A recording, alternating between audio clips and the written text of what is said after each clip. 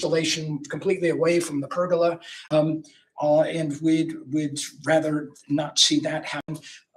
But in general, this is not an obstructionist list. This is a there's nobody losing here. Let's find a way to agree and have it work out for everybody. The thought of not putting things down on paper, I just don't think is a realistic world. You know, you can't go to the banker and say, you know what, I want some money, but I don't want to do documents. You have to have something written on a piece of paper. We tried to keep it as simple as possible and things that everybody could agree to. I think I'll stop there, and we'd be happy to meet with Kayor again and review this list. Thank you.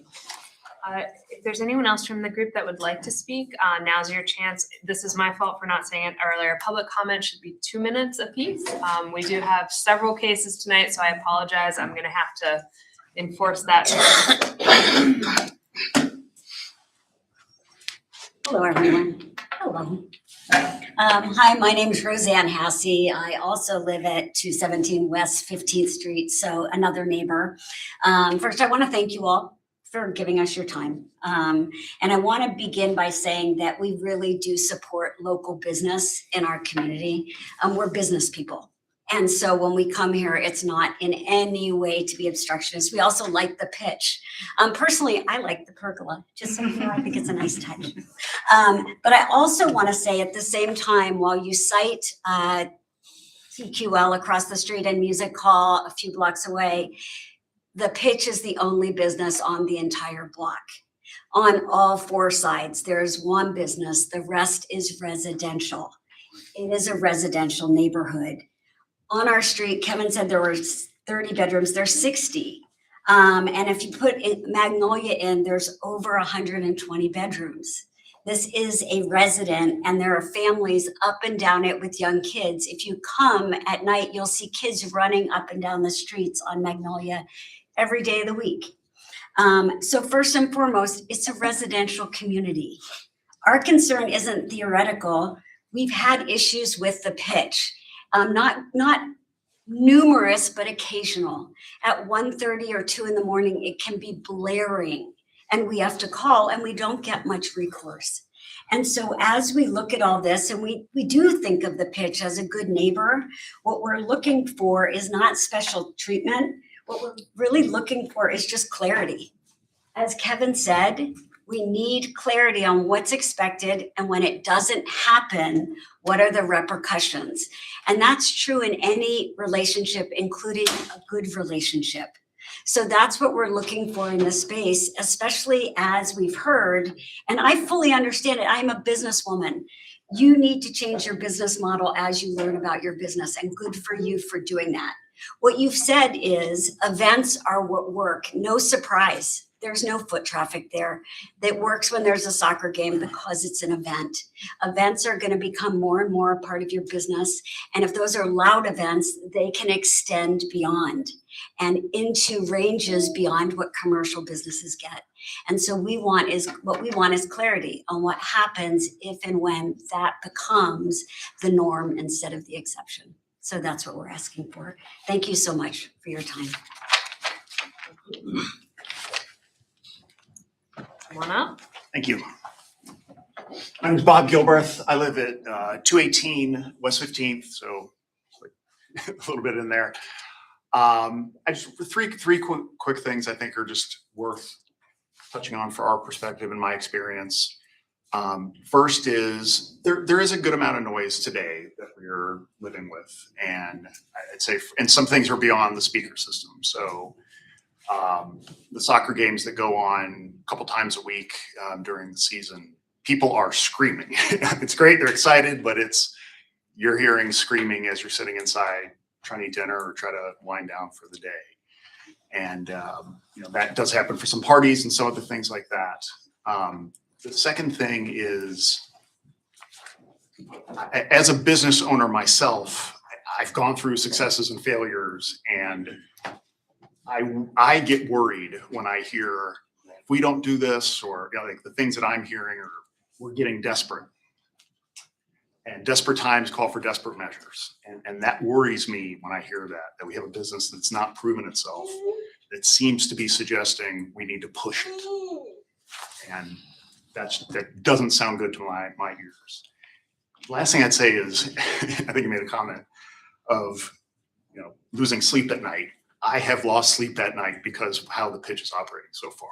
I've had to go in at night, try to find a manager to say, what's going on here? And there's no answers. And so things happen once in a while, crazy stuff happens, we can live with it, but this is I think a special opportunity to revisit that and share that as well. Thank you. Anyone else on this item?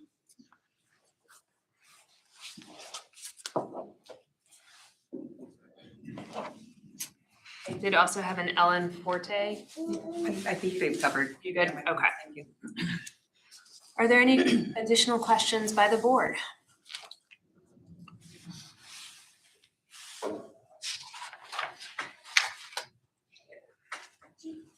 If not, is someone prepared to make a motion?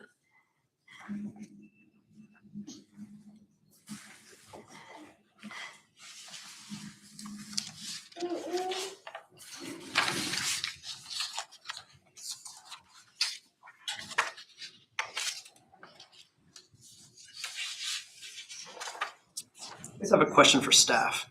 So the conditional use, the hours that are here in the application, how are those hours arrived at? And what is the process when this comes up in the past? Because I'm sure there are a lot of times where neighbors would love to have it stricter and the owners would like it to be more lenient, but how did these specific hours end up in the application? So generally, the code does not have hours limitations because it is a conditional use. So it's kind of up to, the individual situation. So, understanding that there are residential uses in this area, even though it is all a commercial zoning district and it is on a busy thoroughfare, we did feel that there should be some limits to those hours, at least as far as, amplified music is concerned.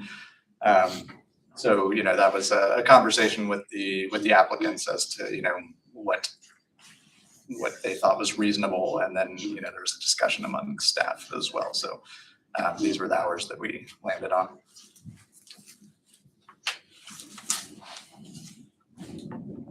Mr. Owen, can you walk me through kind of how does the city enforce the sound ordinance? That is through the police department. So if there's a noise complaint, it would be submitted to the non-emergency number for the police. And then, I'm not entirely sure on that process since that's not through our department, but I believe there are decibel readings that are taken to determine if there's a violation. The actual decibel levels are specified in the code. I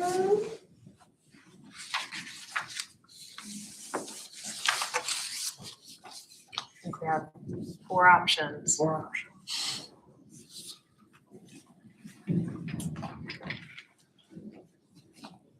I'll make a motion to approve the conditional use based on the findings of staff and the certificate of appropriateness based on the findings of staff at 1430 Central Parkway.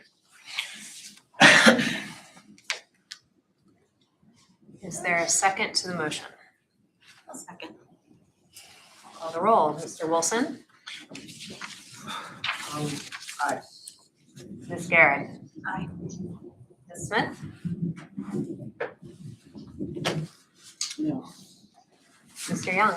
Aye. The chair votes no. So the motion carries and the certificate of appropriateness is approved. Thank you, everyone. Moving on to item number 5. Four. Skipping ahead on us. Item number 4. Madam Chair, item number 4 is an application for a certificate of appropriateness at 437 Tusculum Avenue. This is an application for a new driveway and parking pad in the side yard of the subject property.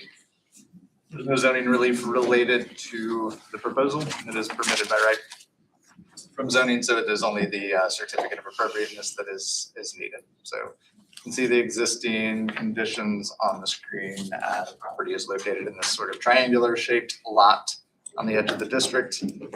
And this is a view from the front. This is the proposed property, and the driveway would be going in along the side of the yard. So you can see in the site plan, the driveway itself will be 10 feet wide, and then it narrows to 8.5 feet for the parking space, which does meet the requirements for a legal parking space as far as the zoning code.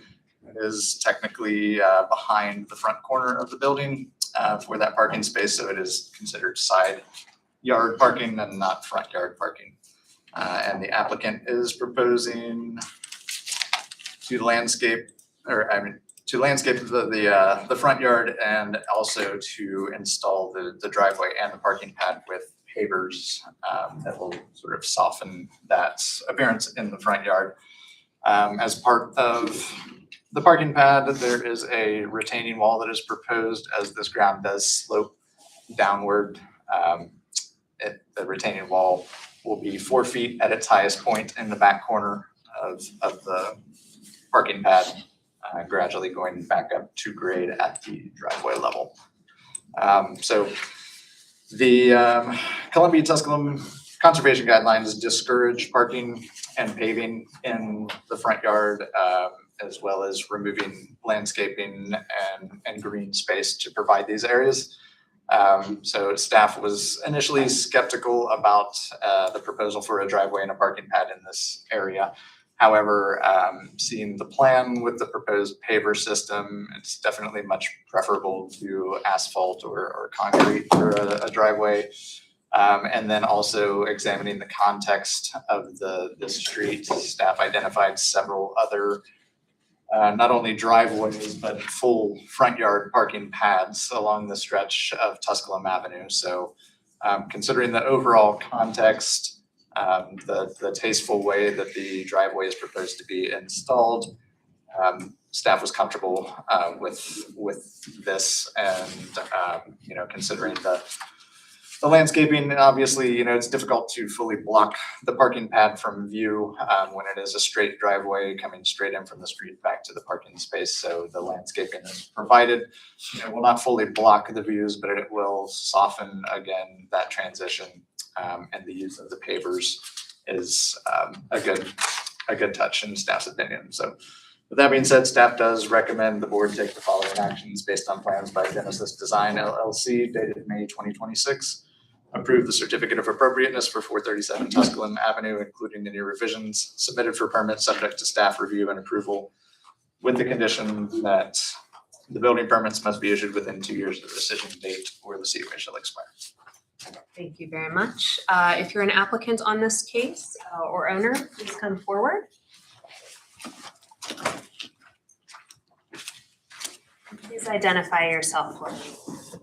I'm the owner of 437 Tusculum. Are you Laura? Yes. Yes, sir. I'm Steve Stewart with Genesis Design and the applicant. What would either or both of you like to tell us? I think we said a lot in the proposal, so I don't want to repeat that, except to say we really want to keep with the historic neighborhood look. I think that this will do it. It's actually an improvement from what is there now, and a lot of the yards have rocks and things that aren't as pretty as perhaps that would be. And the other thing is the house, Sachem Avenue tees into the house, which is a bit of an issue in that, well, aside from the city garbage truck sliding down and hitting my car earlier this year, it's where all of the cars turn around because they miss their turn. So we want to be at least 10 cars a day. And they almost always are about to hit the car. And in fact, it probably would be better to not have parking in front of the house at all. I think that would be safer for everyone. But really just want to make it nice. We have a little free library out front and it's grass. And I think that the pavers would just add a nice place for the car, but also for people. Mr. Stewart, do you have anything you'd like to add? I'm just to reiterate, because we've been working with zoning for about the past year, so it does meet all the zoning setbacks and requirements. So we spent a lot of time getting that portion right. I appreciate your time, everybody, to help get us to this stage, so. I do agree that aesthetically, this looks like it will be pleasing. You are right up on that property line and you do have some topography. Have you thought through ways to mitigate any potential for issues with the neighboring property's foundation? Yeah, well, the retaining wall is the next step if we get this certificate of appropriateness. So yeah, it'll be totally on Laura's property, and it'll be under drains, and the drainage system will be in part of the whole wall. Yeah, because we originally had a modular retaining wall, which took up too much horizontal space. So let's see, poured wall in place with foundation drains and everything. So. Are there any questions by the board? Just one question. Did you consider, if other drivers are always turning around there, would they possibly then start using your? They might use some of the other ones, but honestly, it seems safer if they are turning into part of it because the car would be parked in between the houses. So if they are using it, they are, but it still feels safer than them turning into the street where cars are. And it'll have the standard Department of Transportation Engineering concrete apron, so that's not gonna be pavers. One more question, just personally, because I do not know. Once established, are there restrictions on changes to it? Would they need a permit to say they want to put asphalt down the line or something? Yeah, I mean, it would, I'm not sure if it would need a building permit, but they would need a certificate of appropriateness if they change the surfacing material.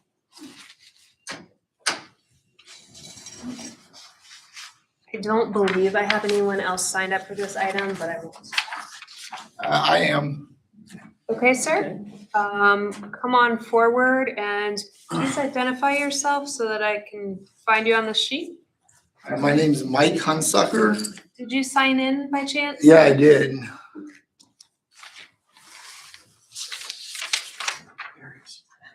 Oh, and a sheet that I didn't even realize I have. Sorry about that. Were you sworn in? Yes, I was. Great. What would you like to tell us? Well, first off, can I didn't realize I had to submit the documents a week before. Can I give the documents I have with pictures of my house and stuff? Let me take a look at them. All right.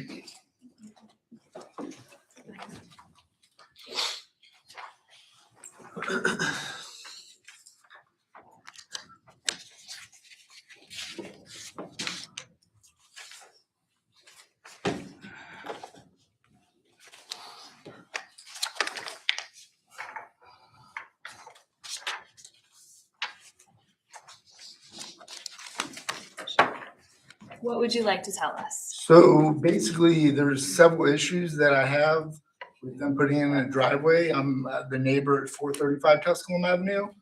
The first issue is regarding landscaping. Like, right now, we have beautiful trees that are both in her yard and my yard. And in order to put this driveway in, she's gonna have to cut out like half of my pine tree, or maybe even 2/3 of it. And then on top of that, I have a beautiful tree that you can see blossoms every spring. She would have to cut branches off of that, and she would get rid of another tree, which looks beautiful in her yard as well.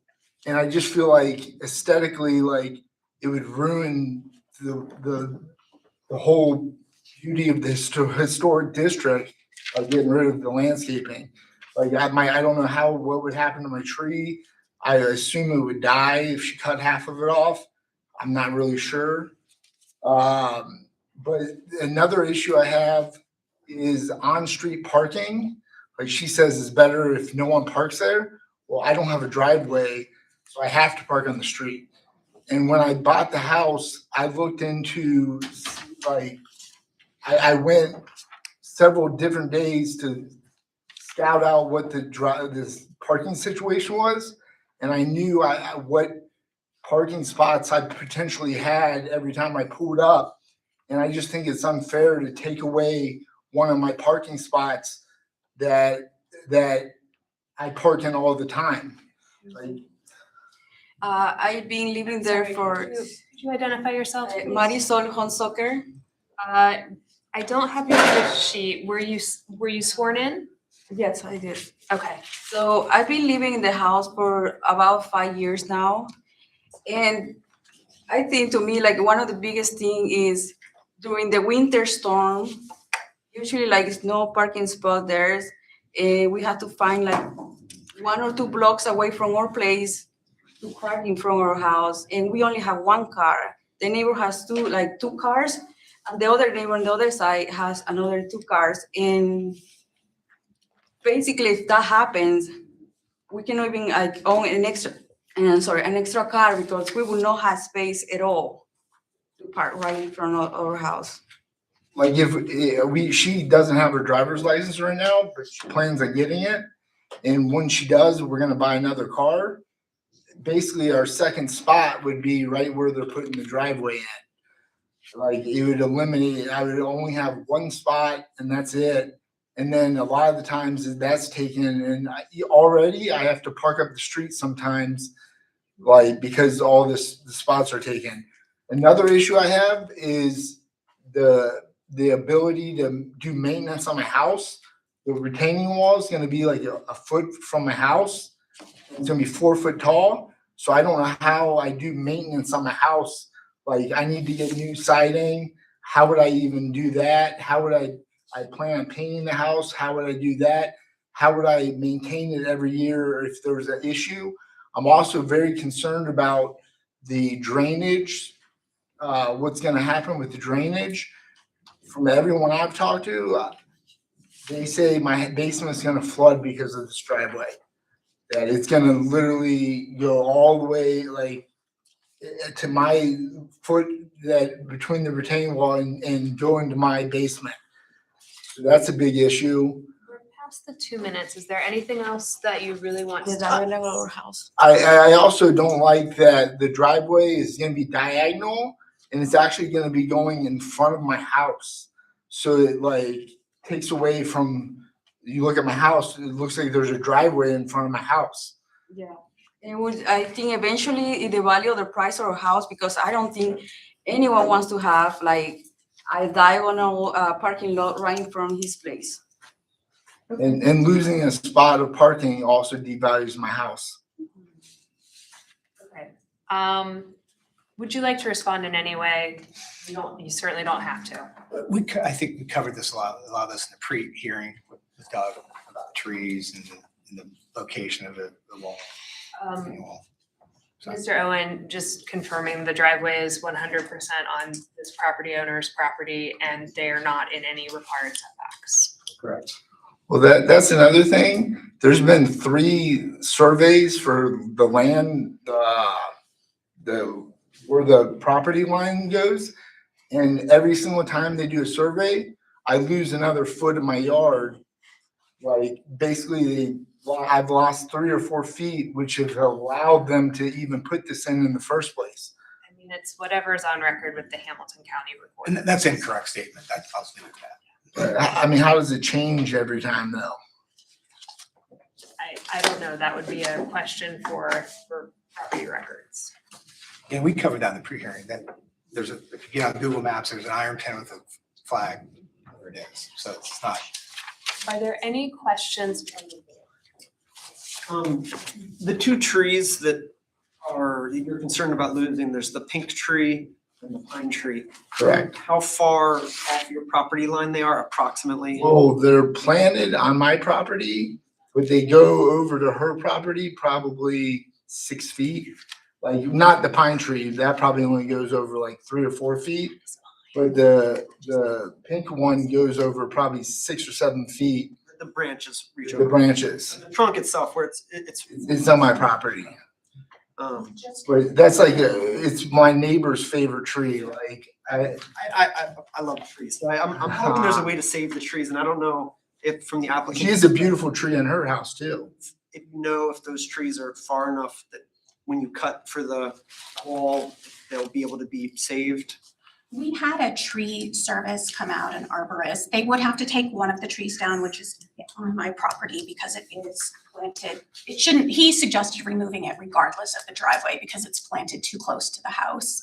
And the other two would need branches cut, which truly I was going to have them cut because it shades and it's hard to grow anything, but I decided to wait until the hearing was because I didn't want to provoke the neighbor on anything. And the driveway's at the same grade, so you kind of see where the Carl said, I mean, it's, if you have to do any branches, it's only a couple, 2 or 3 feet up. It's not the whole side of it, so. So in your suggestion as a landscape designer, it's not gonna compromise the health of the trees on their property? I'm a civil engineer, so I Oh, don't okay. think, I'm not gonna landscape. But yeah, I'm sure there's ways you could trim it where it doesn't damage the tree. Before you guys close, sorry, one more thing. I really hope that you guys consider the car is gonna be parked diagonal in front of our house and no straight to the house. Like, I would really wish in the future to not have to devalue your house because it's a car parking right in front of our place. Please. Can you show us a picture? Yeah, of bring the up the window? site plan. It's runs parallel to the house, it's not in front of your house.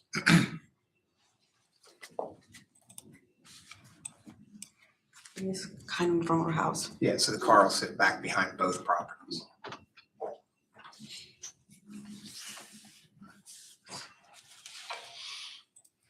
Any additional questions by the board? I have a question about stormwater runoff. Brick, is it brick, like permeable paver, brick kind of material, or Yeah, so water permeates into it, and there'll be an under drain will it system. capture stormwater? It'll be tied into the foundation drain and go in the same direction it is now. Any additional questions? If not, I would entertain a motion. Madam Chair, I'd like to make a motion that we approve the certificate of appropriateness for 437 Tusculum Avenue as laid out by staff. Second. I'll call the roll. Mr. Wilson? Aye. Ms. Garrett? No. Ms. Smith? Yes. Aye. Mr. Young? Aye. The chair votes aye. Good luck. Thanks for your time. Okay. See you, John. Item number 5. John is recusing himself. What's that?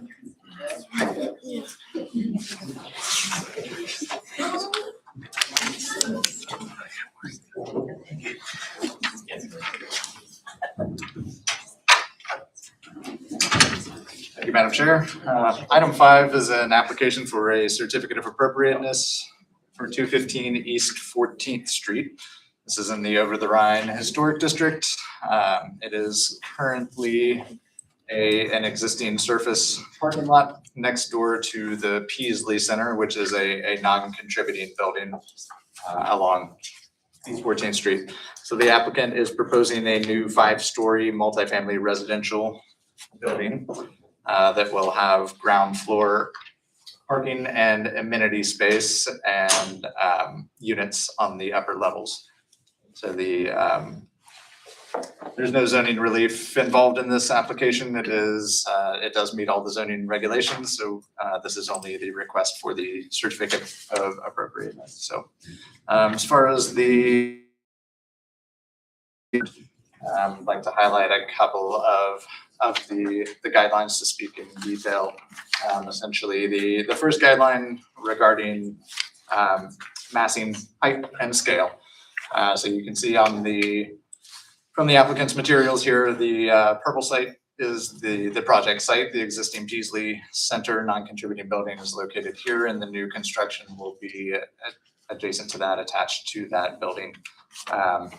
So you can see in the vicinity along Main Street, there are 3 to 4-story buildings primarily, and then along the north side of 14th, we have 5-story buildings primarily, along with some surface parking and driveway entries. So the applicant's proposal is for a 5-story building at 65 feet in height, which is very similar to the buildings across the street. As far as the conservation guidelines are concerned, the regulation is for the height of new construction should not vary more than 1 story from the adjacent contributing buildings. So in this case, as the Peasley Center is non-contributing, the only other adjacent building on this block face would be the building that fronts Main Street at the corner of Main and 15th. So this building is 3.5 stories in height. So it is, essentially the new construction being at 5 stories is a half a story higher than the abutting buildings. So considering the lack of historic context on this street, staff also examined the, overall context looking to the other block face.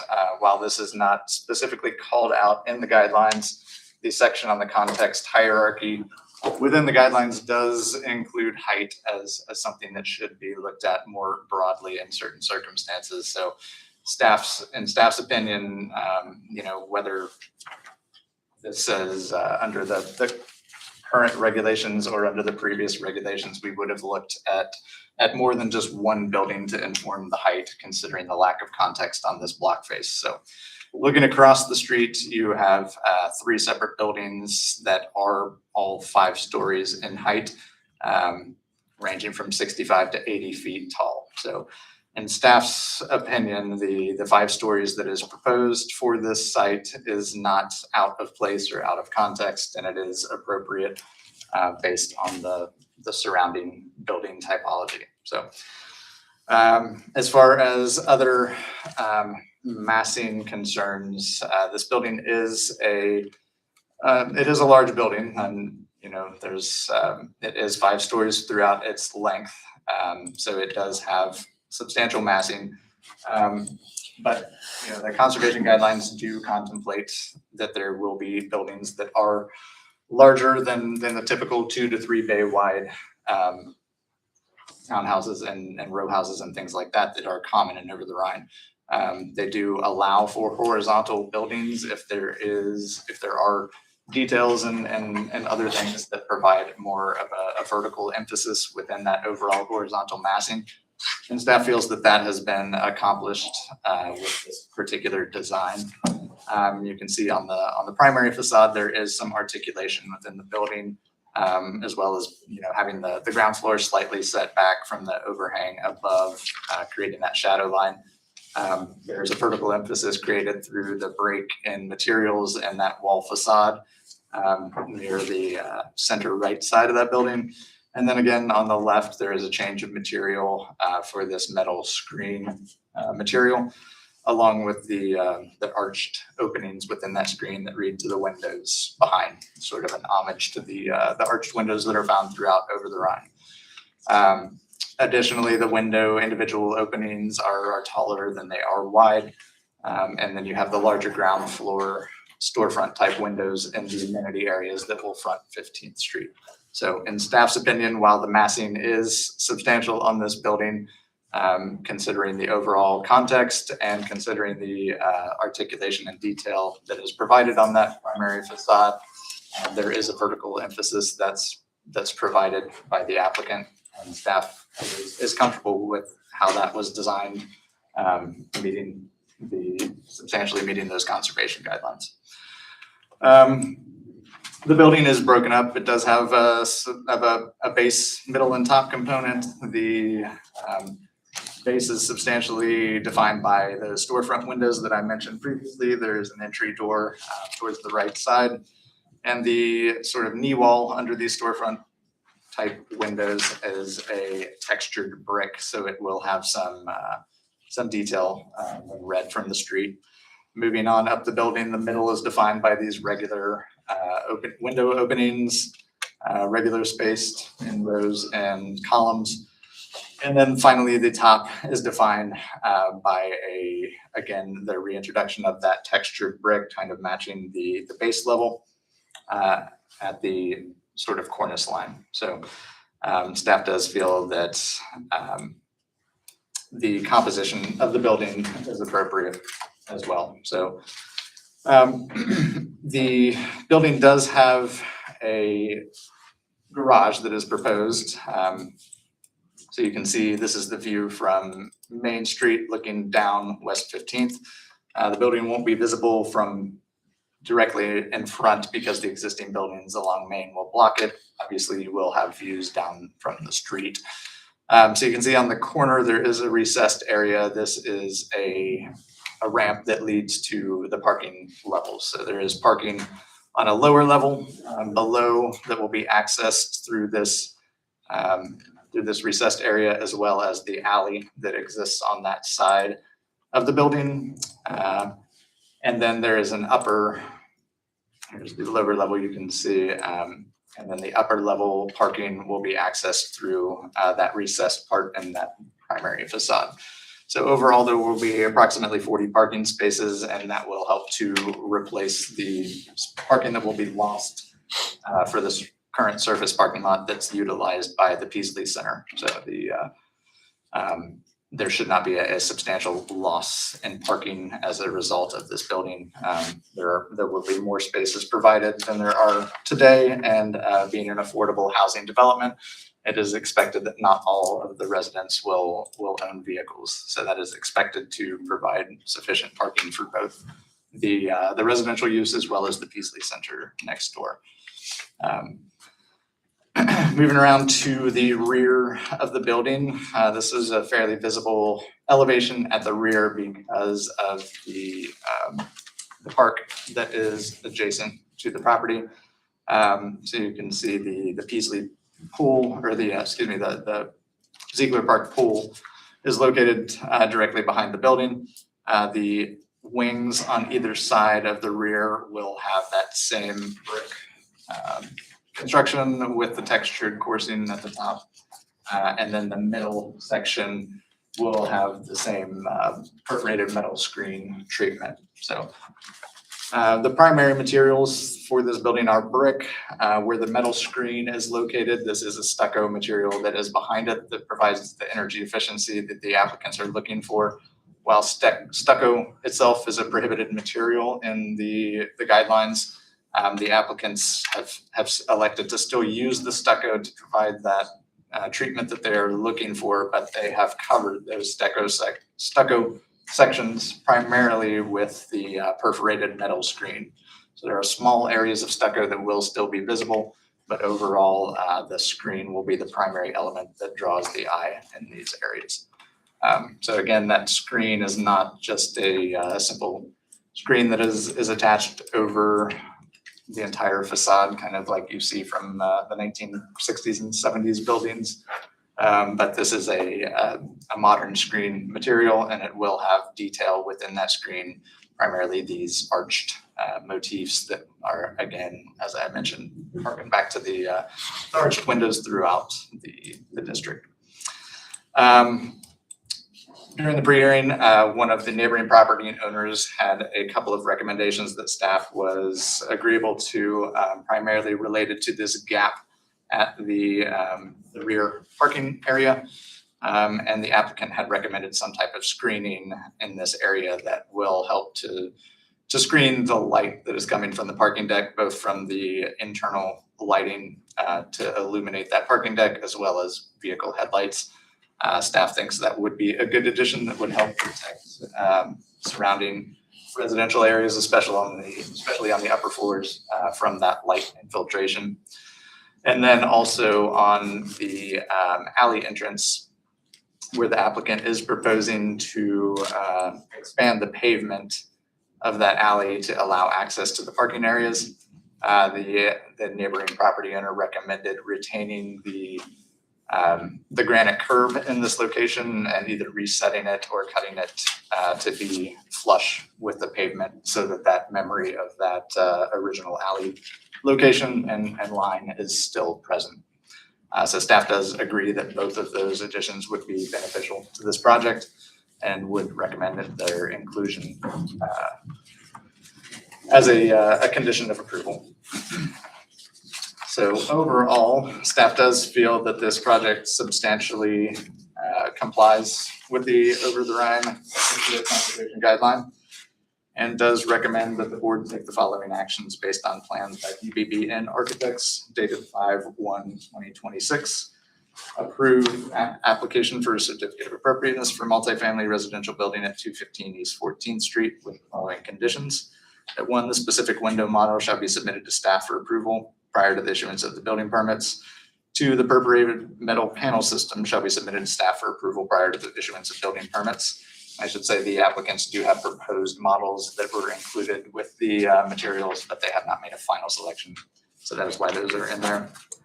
Condition 3 is the eastern granite curb of Getz Alley shall be replaced or reset in the same location to be flushed with the alley pavement. 4, the screening at the rear garage level shall be provided. Specific screening materials shall be submitted to staff for approval prior to the issuance of building permits.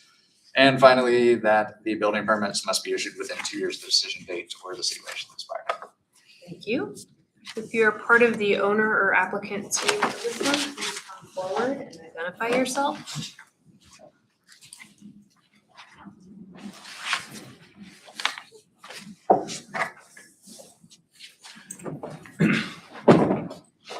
Good afternoon. My name is JP Burley. I'm an attorney at Suter LLC, located at 1502 Vine Street. And I am here as counsel for the development team, which consists of GBBN Architects. With me here is Liz Schmidt of GBBN, as well as Peasley Center, which is the property owner, and Over the Rhine Community Housing, which will be the lead developer. As the board is well aware, the guidelines in this instance are not a strict checklist, every element of which must be met to the iota.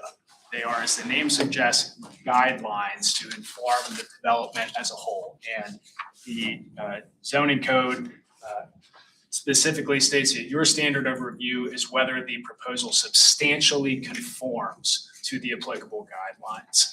And I just want to compliment the staff report, which very thoroughly went through the guidelines in detail and concluded, we believe correctly, that this proposal substantially conforms to the guidelines in this instance. So we do not want to keep you here any longer than you need to be. We're very wary of your time. But we would respectfully ask that you adopt the staff's report in whole and approve the COA as recommended by staff. There were a few conditions proposed in the staff report. I just want to say that the applicant team is willing to accept those conditions. The window model and perforated metal panel materials, we're perfectly willing to submit those to staff before building permits are issued. The eastern curb of Getz Alley, the granite curb will be reset in its current location, and it will be flush with the pavement after construction is complete. And screening will be provided at the rear garage level. So again, we're perfectly willing to meet the conditions, and we would ask that you approve staff's recommendation of approval of a COA with those conditions attached. I do not want to overburden you with analysis that's really going to be along the same lines of what the staff report already provided you. I want to just emphasize one thing, which is the appropriate level of contextual reference.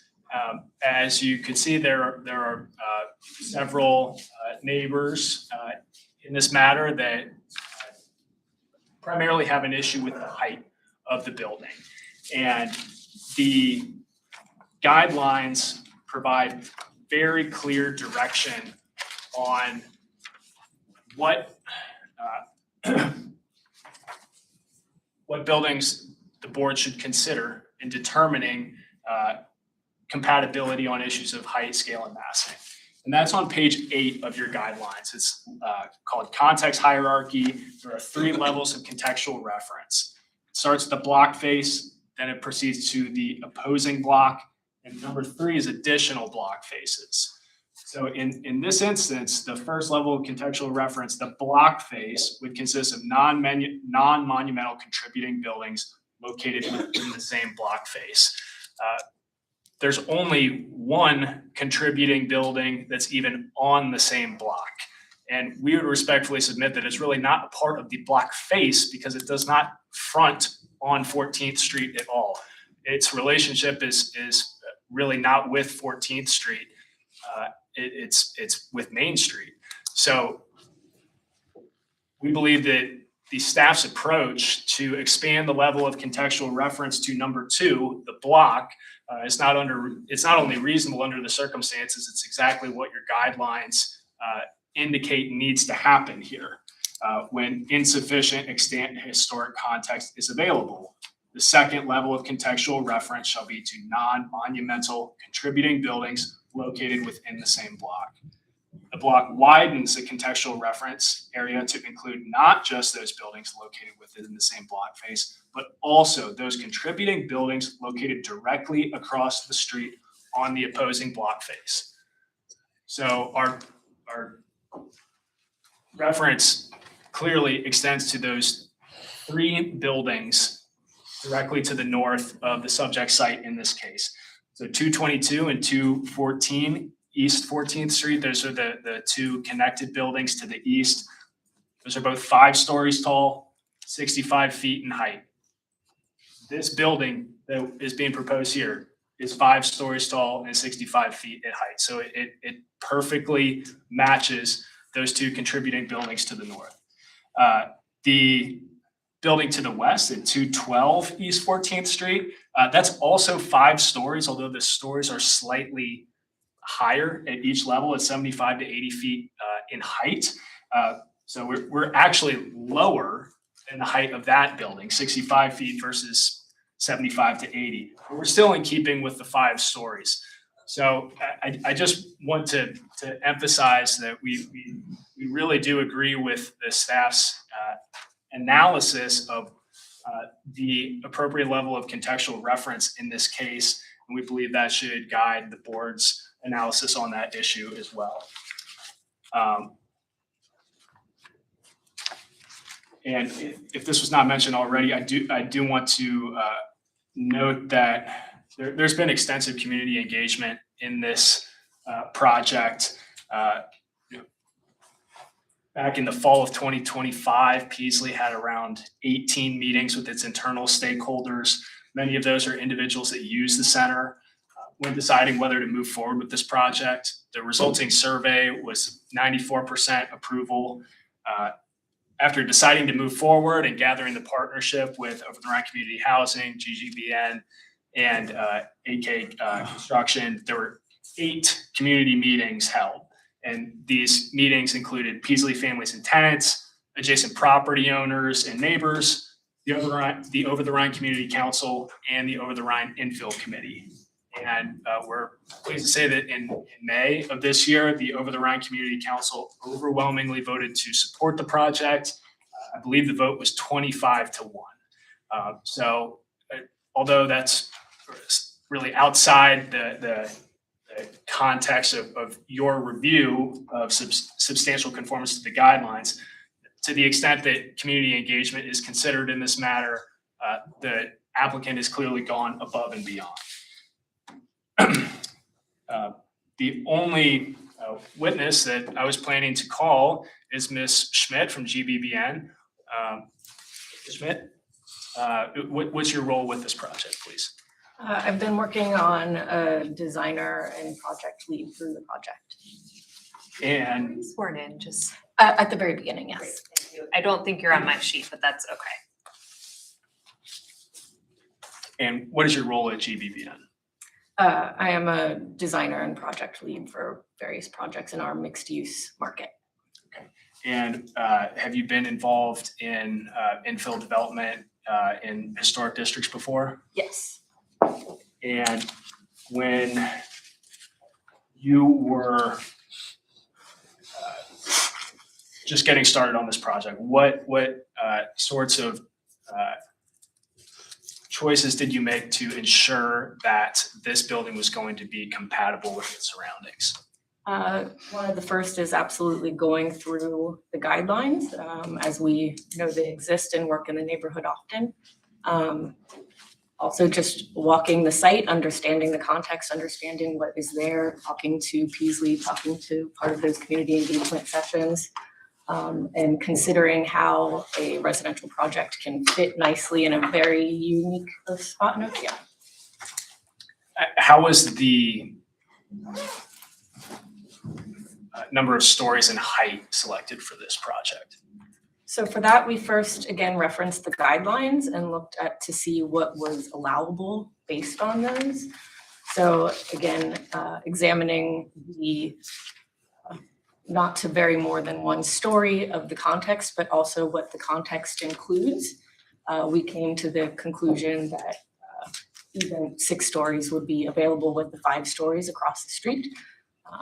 But that did not seem appropriate in our opinion. So the 5 stories made sense and fit the needs of the program. So you actually considered going higher? At the very beginning, yes. Based on allowable within the guidelines. And what sort of design choices did you take to break up the horizontal massing and emphasize the verticality? So that's where we really wanted to use materiality as a difference, recognizing the needs of units.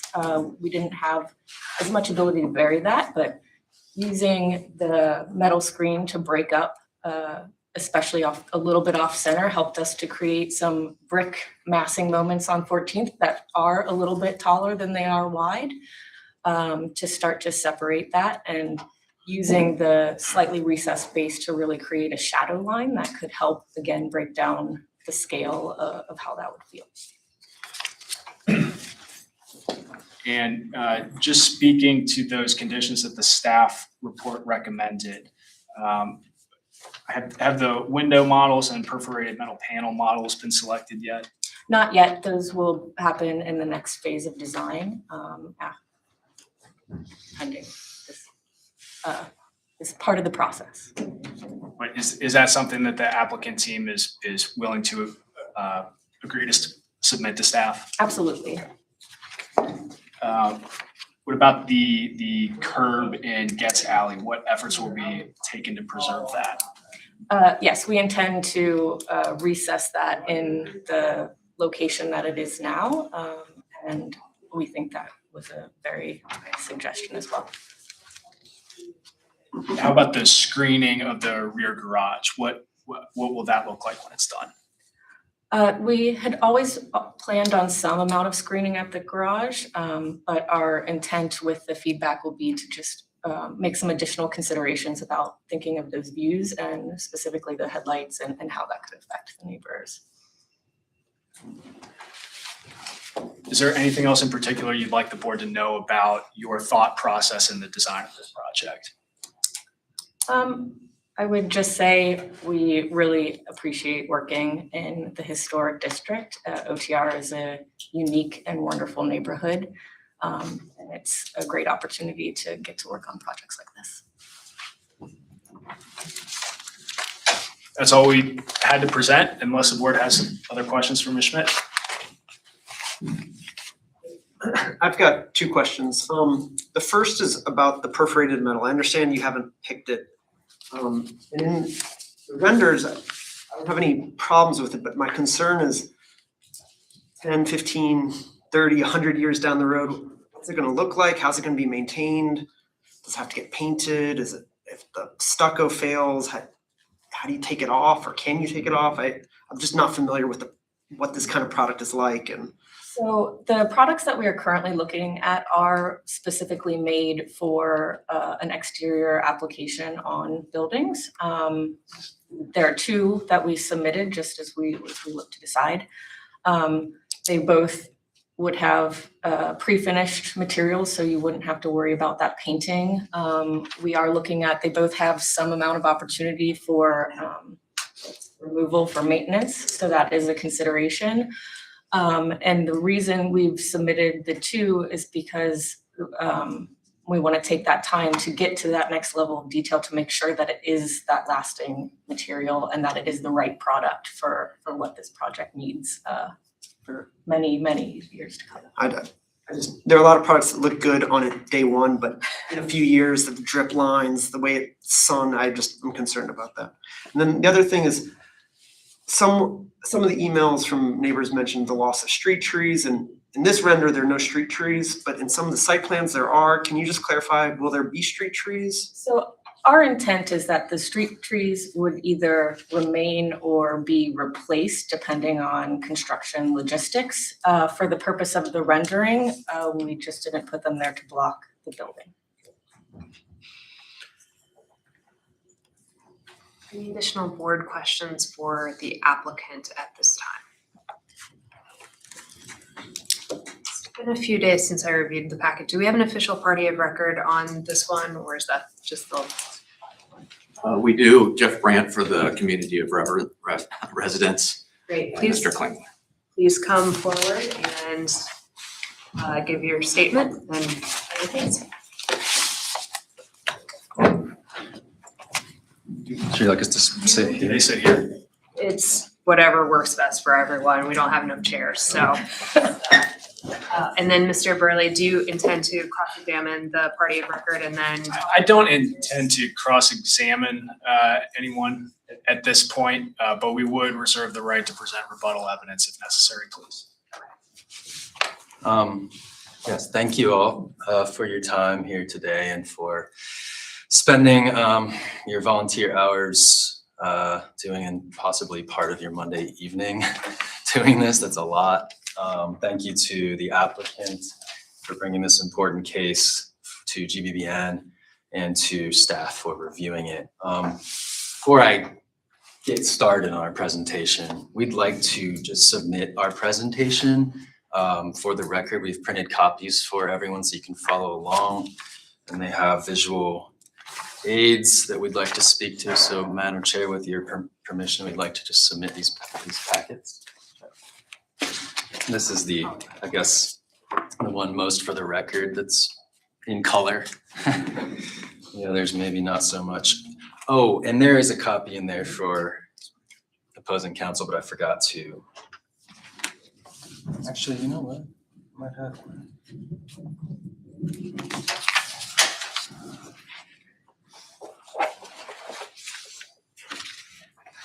Mr. Young, there should be enough to go around. That's fair.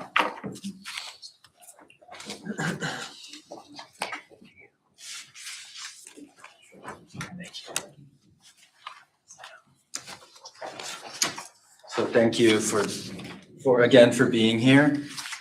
We do not take being here lightly. We are a group of residents, property owners, lovers of Cincinnati, and folks who invested in Over the Rhine because of its unique historic charm. We're young, older, long-term residents, newer residents, community activists, nonprofit leaders, architects, business owners, moms, dads, and people who invested in this community, knowing that historic rules exist for everyone. Many of us live in the immediate vicinity of the site and would thus be uniquely impacted. Some of us live further away. Some enjoy substantial property rights and that they would like to protect.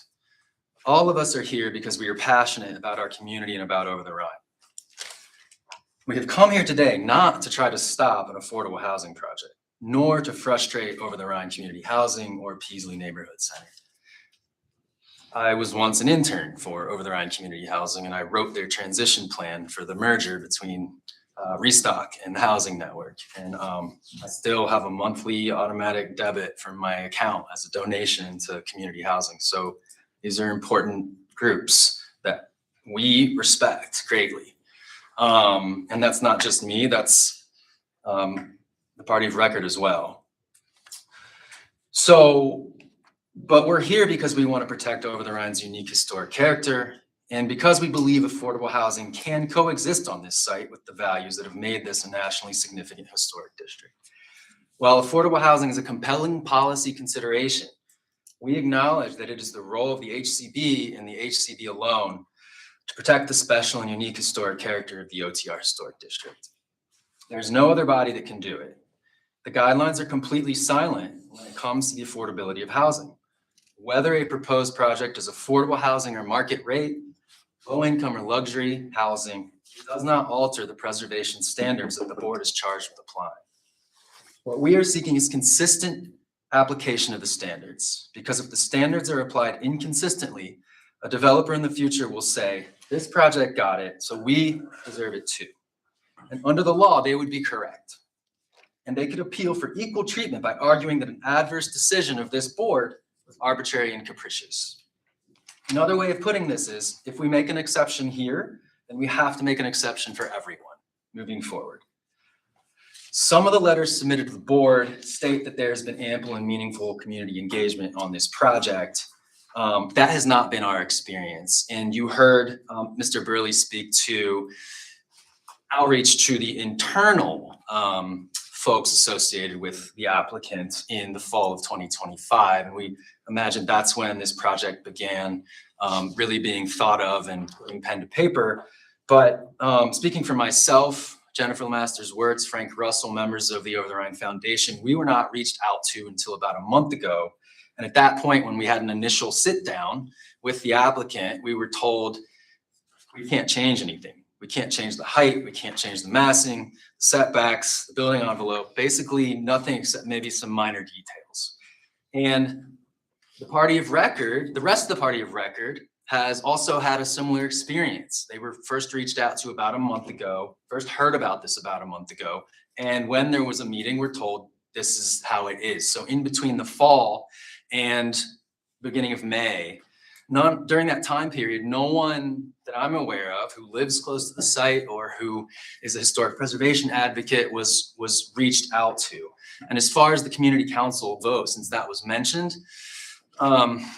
the agenda item for the community council that was sent out a week in advance of that meeting did not say that there would be a vote on this matter, which is necessary according to the bylaws as a former president. It has to be noticed. And so therefore people who live near the site and would be most impacted didn't know there was going to be a vote.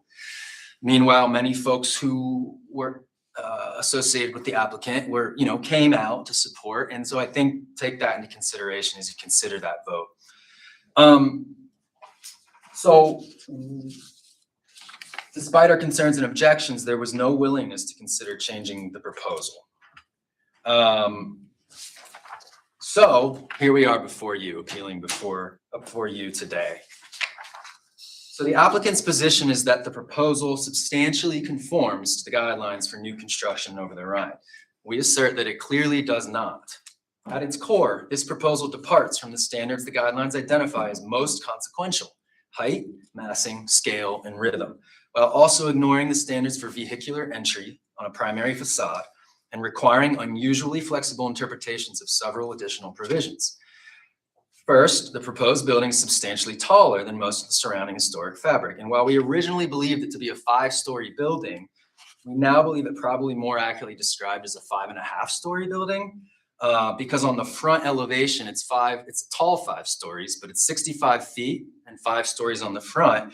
But viewed from the south elevation, there's a full 6 levels. And you can see that in some of the closer renderings of the rear. But there is a full 6, so it's essentially 6 stories as viewed from the back. And this is page 63 of the HCD packet, page 14 of the applicant's submission. So this means that viewed from Ziegler Park, from Woodward, from the vantage point of people who live in historic buildings on Main Street, and thank you for bringing up that, there it is, that drawing. Viewed from the vantage point of these folks, the building is perceived as 6 stories and by our best estimates, 72 feet tall. While our concerns with height are very important, we want to be clear that our issue with the proposal is not just height, but height repeated over a large building mass, such that the building form sticks out next to the traditional finely grained fabric of Over the Rhine.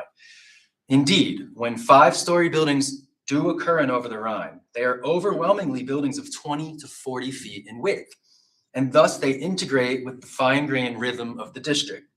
This proposal, by contrast, carries its height across an entire 129 feet of frontage and to a depth of 74 feet, thereby exhibiting substantially greater massing that disrupts the incremental rhythm of Over the Rhine. The proposal also creates a 28-foot vehicular entry, and maybe if you have a front elevation, that might help. The proposal creates a 28-foot wide vehicular entry for structured parking on the primary facade, which is expressly forbidden by the guidelines. And because of that vehicular entry and parking structure, the proposal contemplates taking over a public alley. And it's nice that the curb will be kept, but essentially the public alley is being wiped out. And integrating it into a driveway. And because of that, it's resulting in a 8-foot side setback from the alley, which also contradicts the explicit language of the guidelines for setback.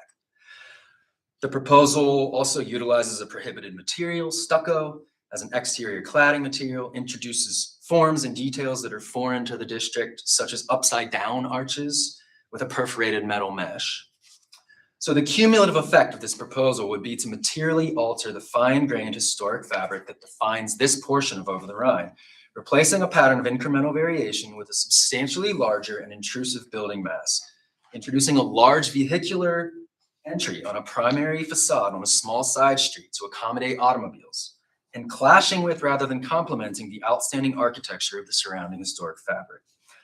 And importantly, as we will discuss in more depth in a moment, we believe the attempt to squeeze structured parking into an already busy program is significantly contributing to these incompatibilities with the historic fabric. So how about the Main Street context? So over the past decade, developers have been increasingly proposing massive infill interventions on vacant parcels in Over the Rhine. And these have almost always been built on the largest OTR thoroughfares, Liberty Street, Central Parkway, these kind of really large automotive ways. But in this case, the project sits not on or near a large thoroughfare. Rather, it's deep in the interior of the Over the Rhine fabric where the fine-grained character would be most impacted. In fact, Main Street and its surrounding streets, Clay, 12th, 13th, Woodward, 14th, and Orchard, is arguably the most well-preserved and most intact portion of the entire historic district. It is thus uniquely vulnerable to being adversely impacted and to setting a precedent for further oversized developments in the interior of Over the Rhine. And there are many more vacant lots similar to this one. With respect to the historic integrity of the Main Street area and to the submitted visual aids and representations of how the proposal will look, we want to point out that there appear to be some maybe inaccuracies and misperceptions in these submitted materials, diagrams and renderings. So if you look at page 54 of the HCV packet, page 5 to 6 of the applicant's submission, you will see, and I'm sorry this is so small, but that's why I handed these out to you guys. It's in the visual aids. There you go. Thank you. You will see the applicant's submission of the surrounding historic context, which is in yellow, the site, which is in pink, and then those labels for the height of those buildings. And as was presented by staff, the visuals portray that north side of 14th Street as pretty uniformly 5 stories, and then that's used to contextualize and normalize the height and massing the proposed buildings. But taking a closer look, it's not even close to that clear. So, for example, the building directly across the street, 210 East 14th, if you turn to that third visual aid in these packets, we have labeled the actual story heights of those buildings on the north side of 14th Street. And you'll see that for the building that's said to be 75 to 80 feet, and we're just kind of like taking the word on that, but it's actually majority is two stories in height. Excuse me, approximately half of that structure is only 2 stories in height, even though it's shaded and labeled as all 5 stories. And then another 30% of it is 3 stories in height. And so only that small portion at the front of that building, which is at most maybe 20% of the building footprint, is actually 5 stories. And if you then look at the next page of visuals, you can see a true aerial that I think really shows how small and slender that 5-story portion is. Similarly, both the Aaron's Fox building next door at 214 East 14th and the building adjacent to it at 222 East 14th are represented in the submittal as being uniformly 5 stories and 65 feet. Those are those other two to the right for the entire footprint. But in reality, the Aaron's Fox building steps down to 4 stories for approximately 30% of its footprint. And even 222 East 14th, which is probably the building that could most accurately be described as 5 stories, it has a descending slope from the front, and it decreases from that 65 feet and goes down as it moves back toward the center from the street. So we want to really be sure to impress that it is far from a uniform 5-story condition on the north side of the street. And that's really important if we're going to bring in this north side context, which we are going to argue is not even something that should be done in the clear language of the guidelines. We also noticed something in the last few days in one of the renderings that's led us to have concerns about whether they are, in terms of perspective, showing the true impact. And this is on the rendering on page 72 of the HCB packet, page 23, the applicant's submission. It's the rear facade seen from Ziegler Pool, yes. We believe this rendering materially underrepresents the physical height and mass of the building as seen from this perspective. And if you look at what we just referred to, 214 East 14th across the street behind it, that building's 65 feet and the proposal is 65 feet. But looking at it here, it appears visually taller. The 65-foot historic building appears visually taller than the front facade of the proposed. And a clearer indication is if you look here in this rendering, it appears that the proposed building rises only 2 stories above the upper roof of Peaslee Neighborhood Center. And that's that purple line where you can see 2 stories above Peaslee. But if you look at the site section on page 79 of the HCB packet and page 30 of the applicant's submission, there's a purple line on the far left representing, well, we have a purple line on the ones we passed out, but you can see just the tiny edge of the 2-story Peaslee at the far left of that site section. And if you draw a line across, there's a full 3 stories higher on that one. So something seems to be off, and an architect and a member of the party of record, William Sloan, who lives on Orchard Street, he's been a professional architect his whole career, created a visual approximation of how far off we believe that rendering to be. And that is on page, that is right here in this packet, where you can see the rendering, but with dotted lines superimposed. I can't obviously get it projected up on the screen, but that is a dramatically, it's not a detail.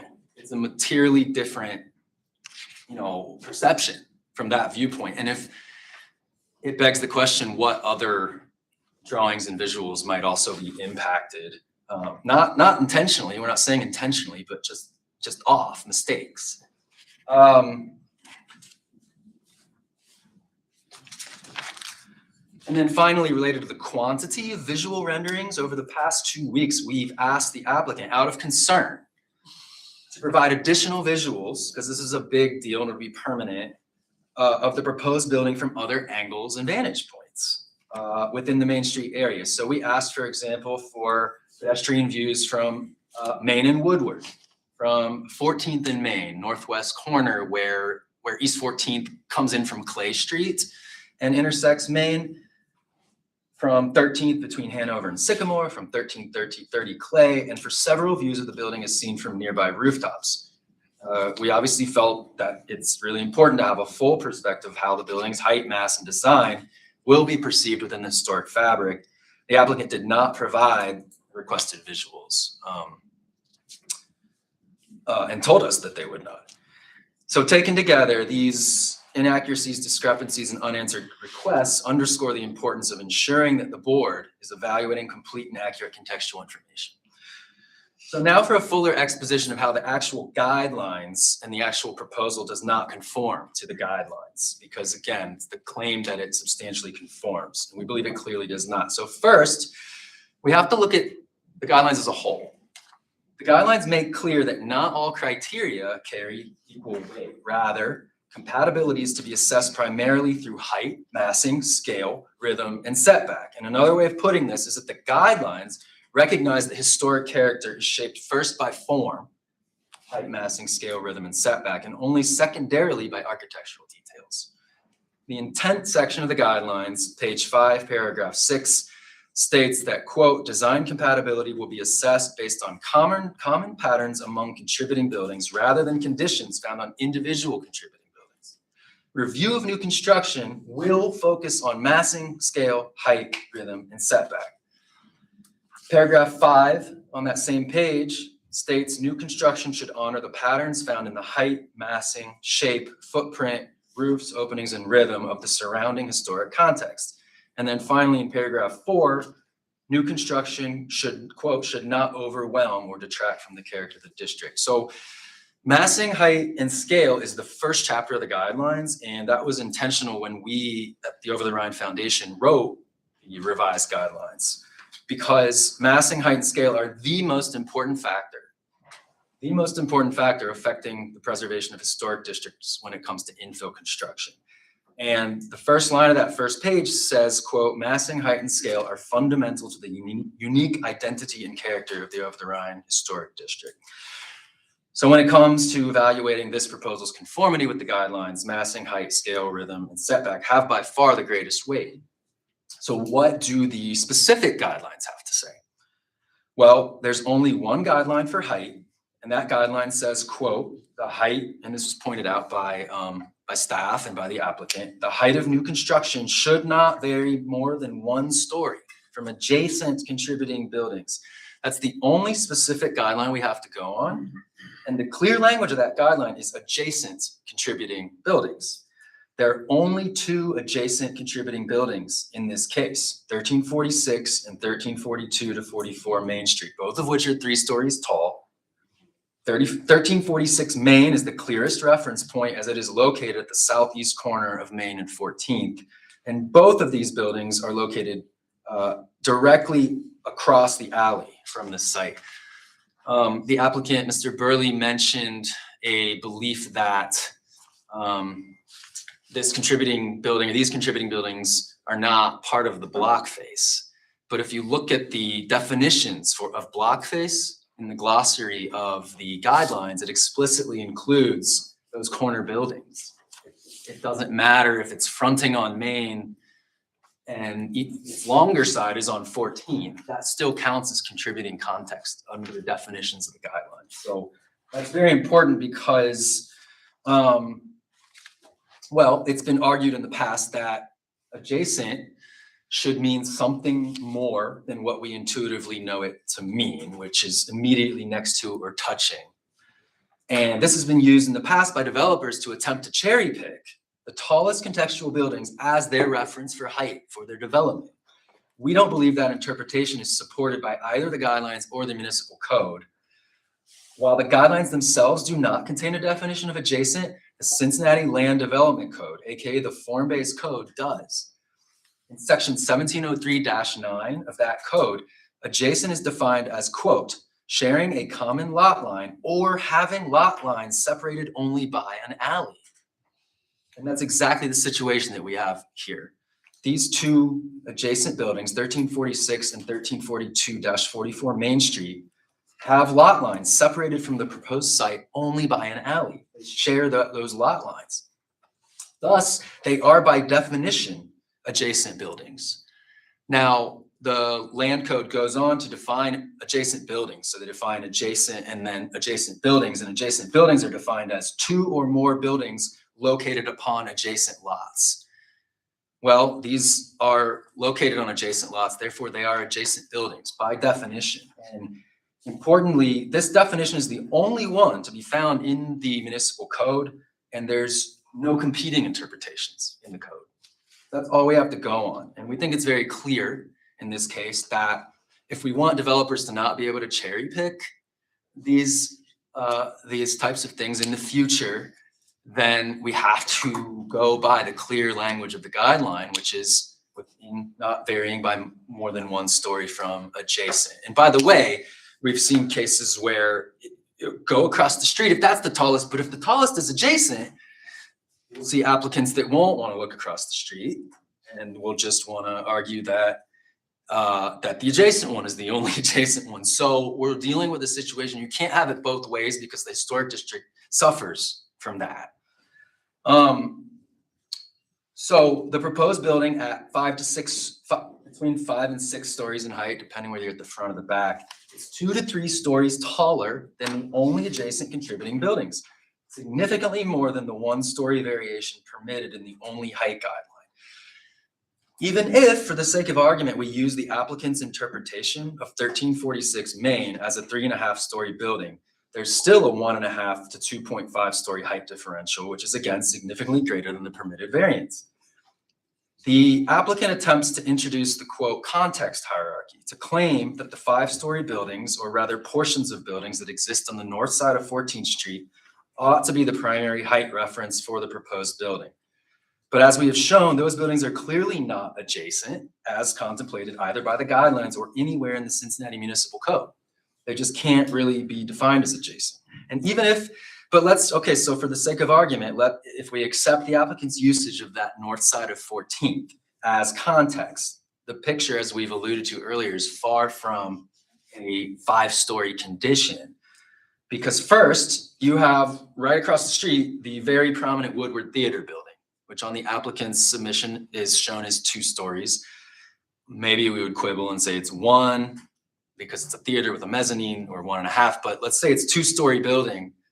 That's a major presence across the street that is 2 stories. And then we've talked about how the next building, 210 East 14th, commonly known as the Lightbourne building, approximately half of that building, the first half is only 2 stories. And then another 30 to 35% is a 2 to 3-story condition. So with only 20% represented by a slender 5-story portion. And finally, the Aaron's Fox building at 214 East 14th, as also noted, is not a uniform 5-story building, but steps down to 4 stories for approximately 30% of its footprint. So even if we ignore the text of the guideline itself, which says that we must refer to adjacent contributing buildings, even if we ignore the only buildings that are actually adjacent, which we don't think, is what is acceptable within the guidelines, there's still a diverse and varied context across the street, ranging from 2 to 5 stories, plus the 3-story buildings to the west. So the guideline does not say that one can simply cherry pick the tallest buildings as one wants. Rather, it says, quote, adjacent contributing buildings, which can and should be read as meaning that a balance must be struck among the heights of adjacent buildings, such that the predominant patterns of the district are maintained. So if you have some that are 2, you have some that are 3, you have some that are 4, you have some that are 5, within, not varying by more than 1 story, it applies to that fabric. It doesn't apply just to the tallest buildings. And there's a way to find a balance in the fabric that, again, maintains the integrity of this district for everyone. And that moreover, if we're going to ignore the meaning of the word adjacent, then we should further expand the context based on the applicant's own admission of what, in its view, constitutes surrounding context. Again, on page 5 to 6, which is those yellow and pink drawings, the east side of Main Street between Woodward and 14th is also included as relevant historic context. So that is looking, this column of yellow shaded buildings is also included in the submission as, relevant historic context. And that, to us, that indicates the applicant believes, as we do, that the proposed building will have a significant impact on Main Street. And at essentially 6 stories and 72 feet at the back of the site, there's at least a 2-story differential between it and even the taller buildings on Main. And I wanted to note, I think someone in 2-minute testimony will speak, but we're not sure about these heights in feet. Like there we have occupants and residents in the party of record who live in these buildings and went out and measured them. And I just don't think that, I think that many of them are less than that. And then like where it says 52 feet, if you look at the site section. Back, the site section, which was the one with the purple line and the Peasley. Is that the one?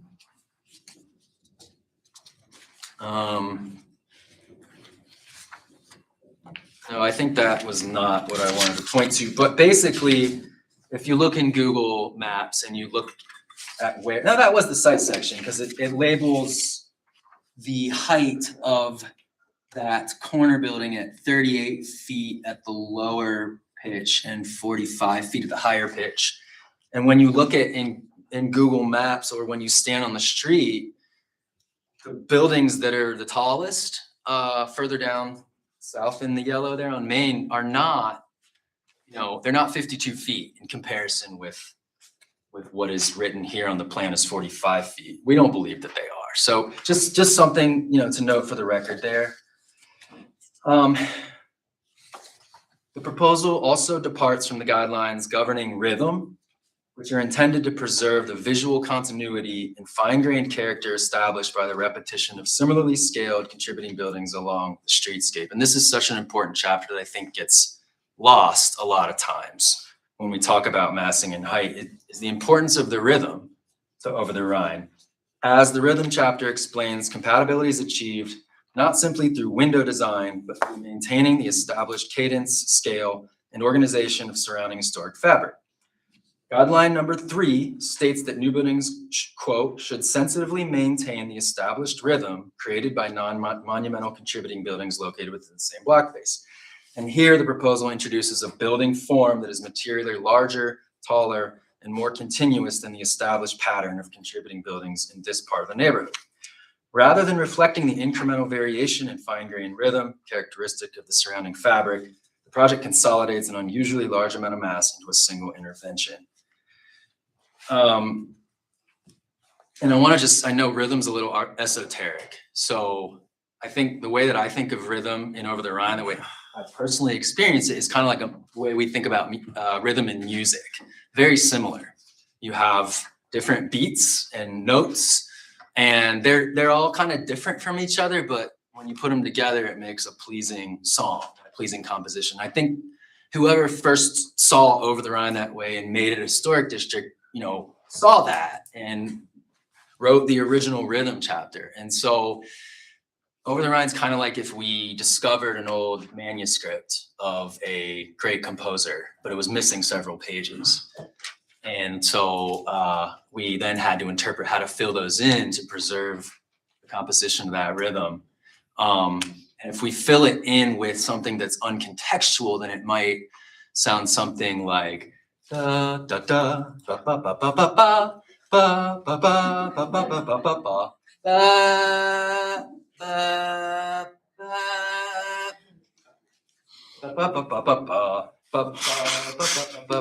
ba. You get my point. Thanks for listening to my singing. But I really do kind of think of it in terms of like, a Mozart composition. And it really can take people out of the moment when there's these intrusions in the fabric that don't retain the composition. While the applicant emphasizes aspects of facade articulation and window organization, rhythm in Over the Rhine is shaped by more than openings alone. It's also created through the repetition of, as we've said, similarly scaled buildings, varied roof lines, a cadence of narrower masses that together define the experience of the streetscape. A 5 to 6-story building extending approximately 130 feet wide and 74 feet in depth fundamentally alters that rhythm. Guideline number 4 further recognizes that when facade width exceeds height, buildings should be organized to create vertical emphasis. And while certain facade treatments attempt to introduce verticality, they do not overcome the proposal's underlying scale and continuity. At this size and extent, the project reads primarily as a single dominant building mass rather than an intervention sensitively maintaining the established rhythm of surroundings. So, thank you all for your time and patience to that point. We have a couple more points and then a conclusion. And just thank you for listening and for your patience, because this is important to us. We noted, we don't talk about vehicular entry and composition, which is a whole chapter in the guidelines, composition base. We noted earlier our belief that the structured parking program is a significant driver of the scale and massing incompatibilities. We reiterate here that structured parking clearly does not conform to the guidelines because guideline 3 of composition base found on page 27 states, quote, vehicular entry may be placed on a street facing wall if all of the following conditions exist. And the very first condition of the guidelines says vehicular entry is not located on the primary facade. In other words, it's not permitted on a primary facade. And not only is that where it's being proposed here, but it's a 28-foot wide vehicular entry. So the guidelines forbid, they say vehicular entry may be placed on a street-facing wall if all of the following conditions exist. The vehicular entry is not located on the primary facade, but it is located on the primary facade. So there's also other conditions that aren't met for that guideline. But it's important to note that the structured parking is not integral to the housing. OTRCH is completing a project on Dunlap Street right now with no parking. And it's smaller, you know, it's more consistent with the scale. They are breaking ground on a building at 15th and Pleasant with no parking. They are building in the 1500 block of Vine Street, has no parking. So our understanding, based on limited interactions, is that the parking program is for Peaslee and that it is intended primarily, that's our understanding, primarily as a revenue generating mechanism. So it's not a requirement of the city. It's not a requirement for housing.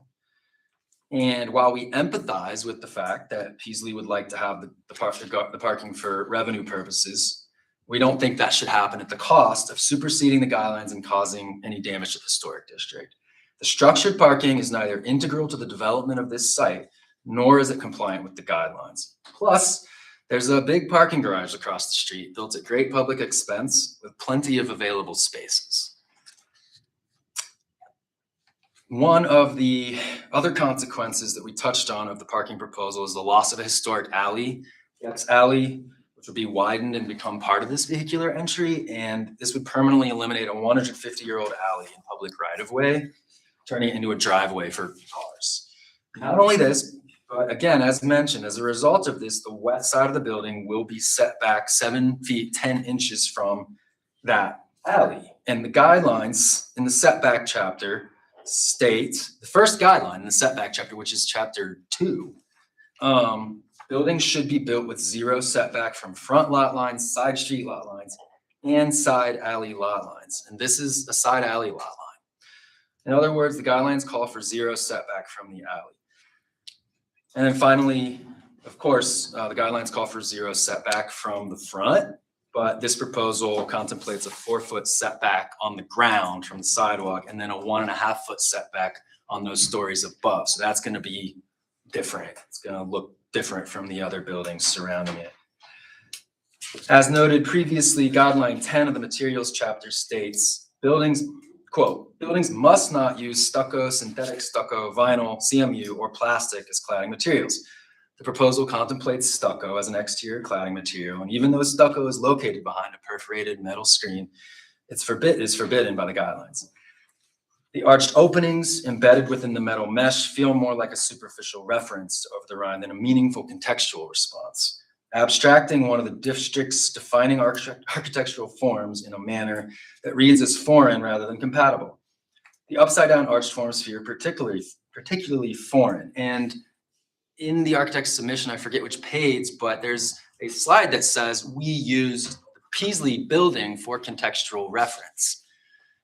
But Peaslee is a non-contributing building. And even though we respect and value the history of Peaslee, it's a non-contributing building. It's not supposed to be factored in to the design under the guidelines. And if we're gonna factor Peaslee in as part of, designing this, then we have to factor in the height of Peaslee, which is 2 stories, and we get into, more than 1 story adjacency. So there's something going on there. Finally, this project contemplates the demolition of a historic resource, which is the over 100-year-old stone retaining wall for the original historic Peaslee School that once occupied this site. It's still there, and while it's inconspicuous, it's part of that greater fabric where you make discoveries walking through Over the Rhine and you find 100-year-old, 50-year-old stone and brick that's all part of the whole. Now, while it's not mentioned in the staff report at all.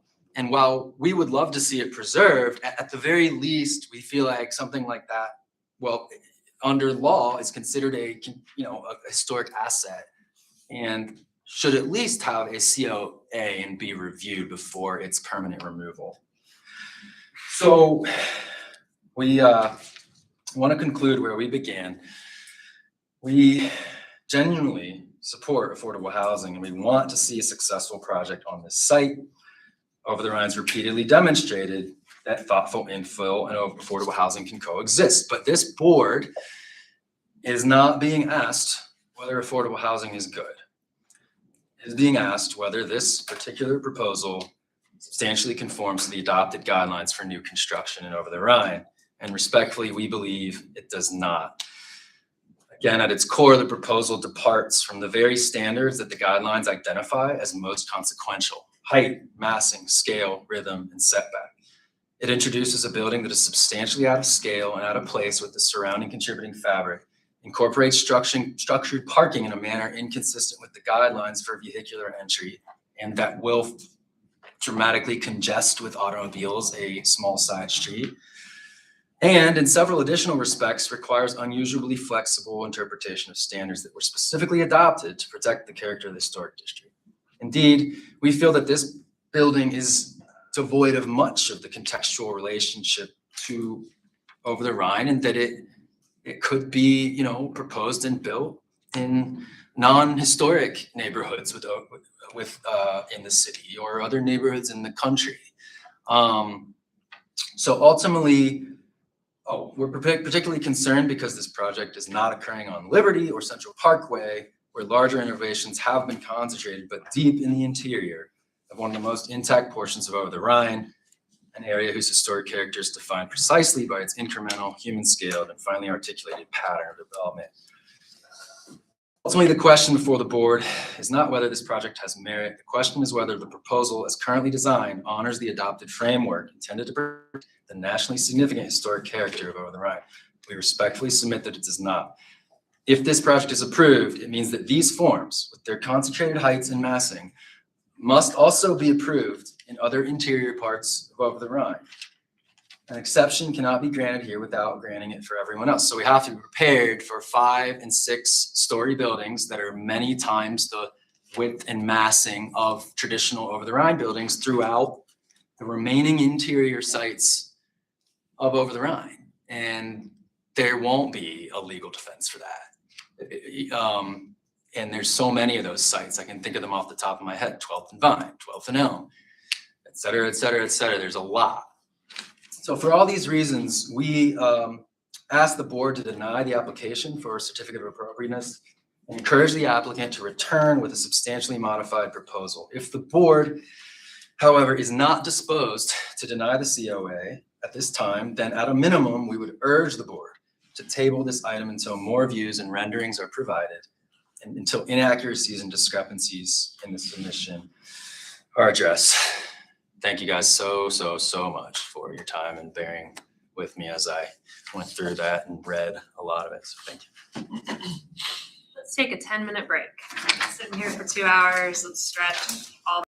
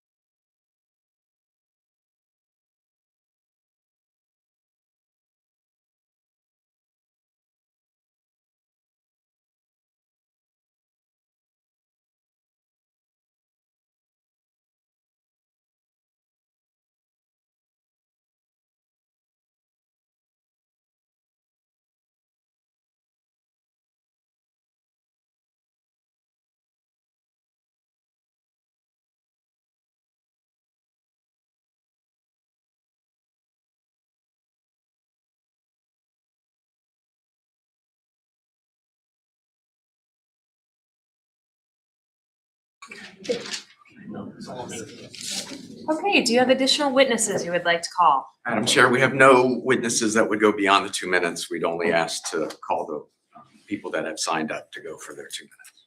Great. Let's see. Do you have any cross-examination at this point, Mr. Burley? No, Madam Chair, we do not. Thank you. Any questions or comments for the party of record by?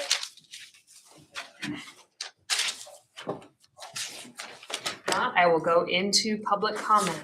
I have a bunch of sheets here. Please bear with me as I try to find your names. Let's see, on my first sheet, it looks like Debbie Dent.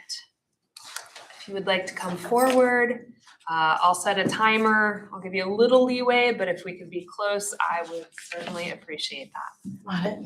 Thank you. Good afternoon, I'm Debbie Dent, and I live and work across the street from the proposed development at 222 East 14th Street. Our building is from 1868. My husband and I have been a part of this neighborhood since 1997.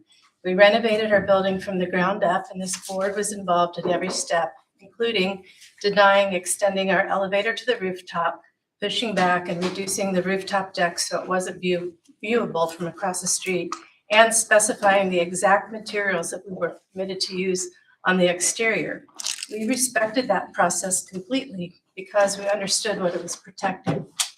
What I'd ask the board to remember today is this: the same standard that you held us to should apply here as well. I support affordable housing at this site. I have supported Peasley in the past and considered them to be good neighbors.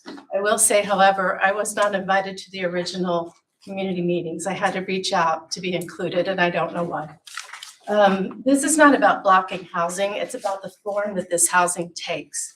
A 5-story, 60-foot building that spans 130 feet across the block is not compatible with the surrounding historical landscape. The historical guidelines say that new construction should not vary by more than 1 story from adjacent buildings. And as stated earlier, the 2 buildings next door are 3 stories. It will tower over the pool and Ziegler Park. It will eliminate views that residents have built their lives around. And a ground floor dominated by a parking garage in a very walkable part of OTR is simply the wrong approach. I'm asking the board to do what they did with us: hold the historical line.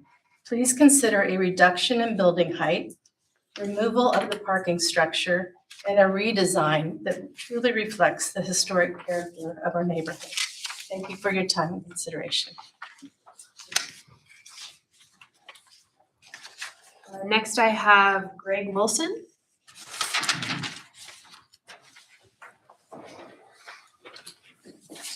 Thank you very much, Honorable Chairman, members of the board. My name is Greg Wilson, and I'm the owner of the 2 contributing buildings, 1411 Sycamore Street and 1400 Sycamore Street. The 1400 building is the one that is shown in yellow across Sycamore. Based upon the discussion today, I came originally to just express my tenants' dismay at losing the views that they will have of Music Hall and the Old St. Mary's steeple and things to the west. But listening to the discussion today, it occurs to me that since there's a single lot and the construction is on the west side, nonetheless, the 1400 building is an adjacent property because it is only separated by Sycamore Street. I'm pretty sure that I have not received any notice as an adjacent property owner, and I'd like the board to consider a opportunity for me to brief that issue, determine whether or not proper notice was given, and then brief the issue of whether or not the separation by Sycamore Street for the contributing building at a diagonal makes it an adjacent building entitled to notice of the hearing. That's all I have. Thank you. Thank you. Let's see, Ben Eilerman. I'm sorry if I'm butchering that. Please correct me if so. No, that's just right. Thank you. My name's Ben Eilerman. I'm the Director of Real Estate Development with Over the Rhine Community Housing. So I support this application and I'm happy to answer any questions should you have any. That's all. Thank you. Let's see. Next I have Barry Morris.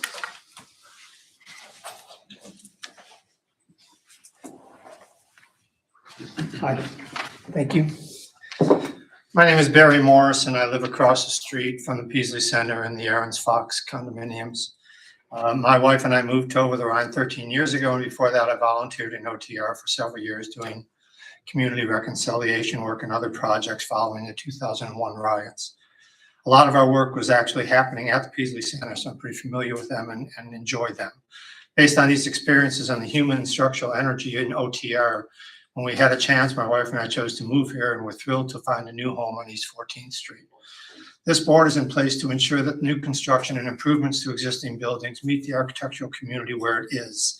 Everything we have done in our building has been done in consideration of historic preservation expectations, and we expect nothing less of others. It is our belief that the size and design of June's Place do not align with the architecture of our neighborhood, consisting of narrow buildings, mostly shorter buildings, inconsistent Italianate architecture throughout. We also feel it may influence one of the greatest newer assets in our neighborhood, the Ziegler Pool, which it will hover over. Those of us living in close proximity to June's Place, as currently planned, will be losing a lot of beautiful views of historic architecture, skylines, parks, and people. We may lose value relative to rentals and resale, and we feel that the social and community contract we had has been broken if current plans prevail. This is our chance to have Today is our chance to have real input into this project. Any previous engagement came late and immediately put us in a defensive and difficult position rather than one when we could have been a part of the solution. We chose to challenge the sponsors of this project to meet the historic preservation norms that were established when OTR buildings, including factories like the one we live in, were built with the same Italianate architecture, one building at a time nearly a century and a half ago. I hope that any improvements we can influence will be more aligned with the architectural vision of the original builders of OTR and will effectively serve the needs of all residents in the area, including the residents of June's Place. Thank you.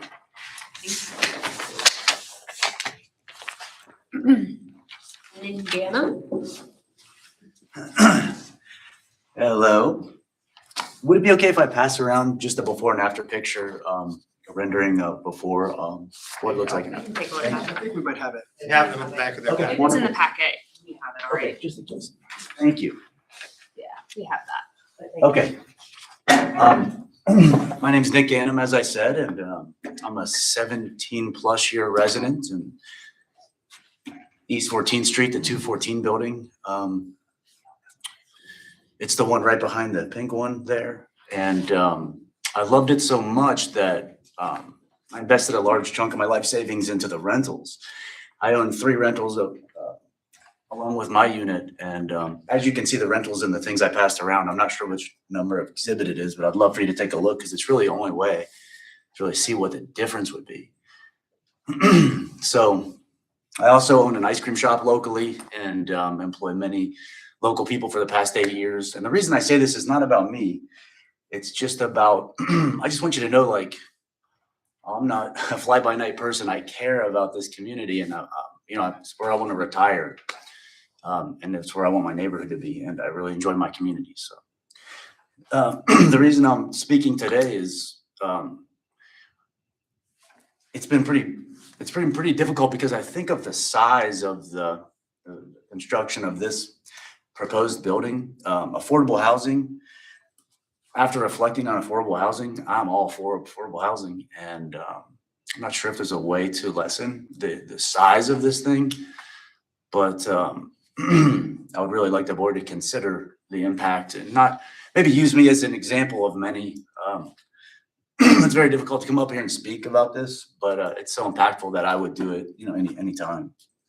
Some things I'm thinking about is on the weekends, it's, you know, as we walk in the neighborhood, it's a little bit congested, a little bit of safety concerns with cars. And I think it's, you know, heading from 15 current residents to 135 current residents if the project goes as stands. Just seems to be, you know, I don't know if it's a place I would want to retire anymore and stay and have my community. So I don't know, just kind of want to have you guys hear my point of view, and I really appreciate it. The last thing, you know, I mean, most of my life savings went into these properties and these rentals, and it's how I buy my groceries and it's how I feed my family.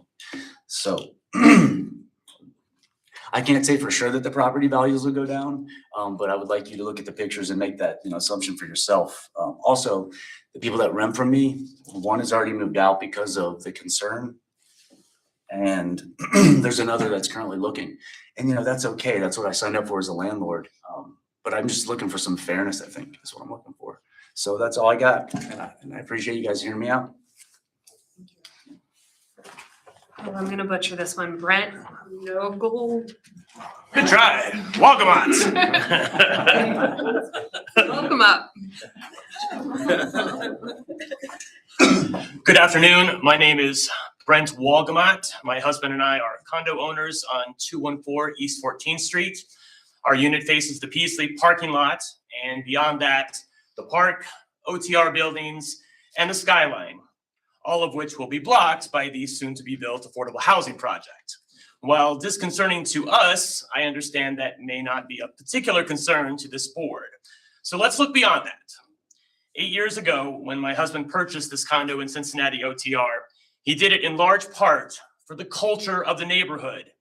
With small buildings and limited pedestrians, it was and is the perfect place to enjoy as a home in the city. The proposed building is massive in scale, dwarfing anything in the vicinity, and the design of the building's exterior disrupts the veneer of culture and history in the neighborhood and replaces it with the subtlety of a bulldozer with both size and scope that is jarring to and inconsistent with the surroundings. And because my time is short, ask yourself what kind of precedent this sets that any building owner can come into a historical Cincinnati neighborhood and carve the culture right out. Look, I love OTR, and I love our little street and my neighborhood.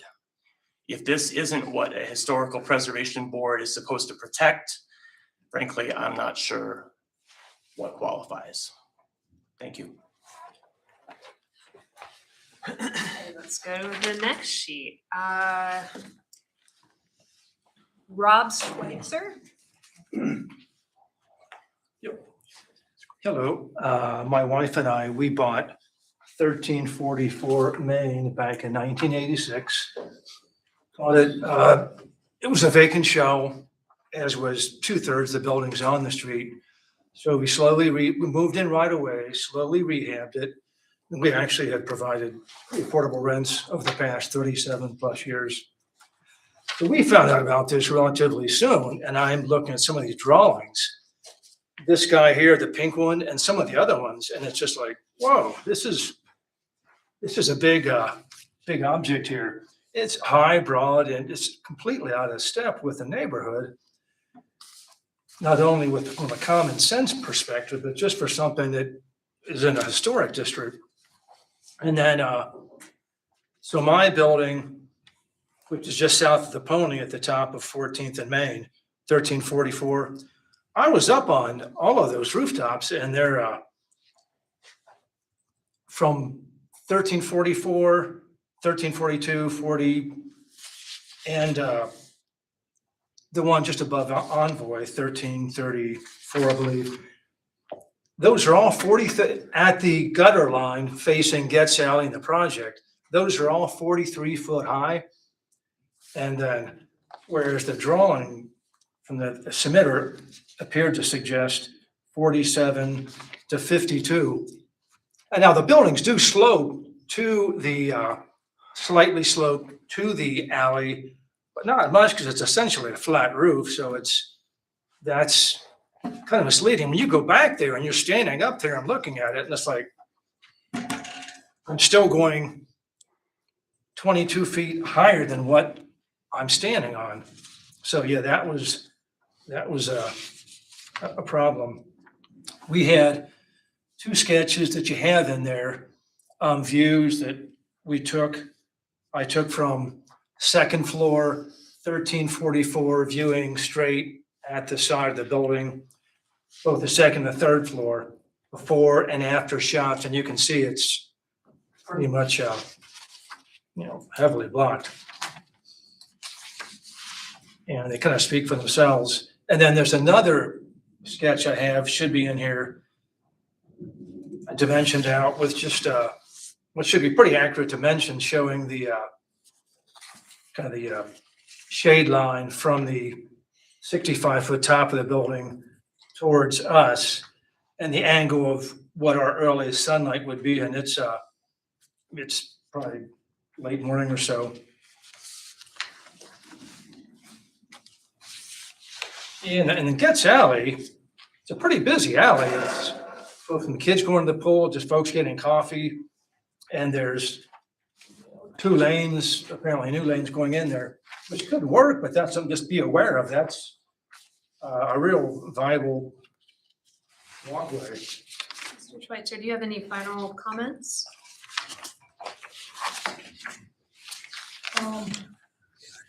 That's pretty much it. Yeah, just that it's concerning. That would be all I have.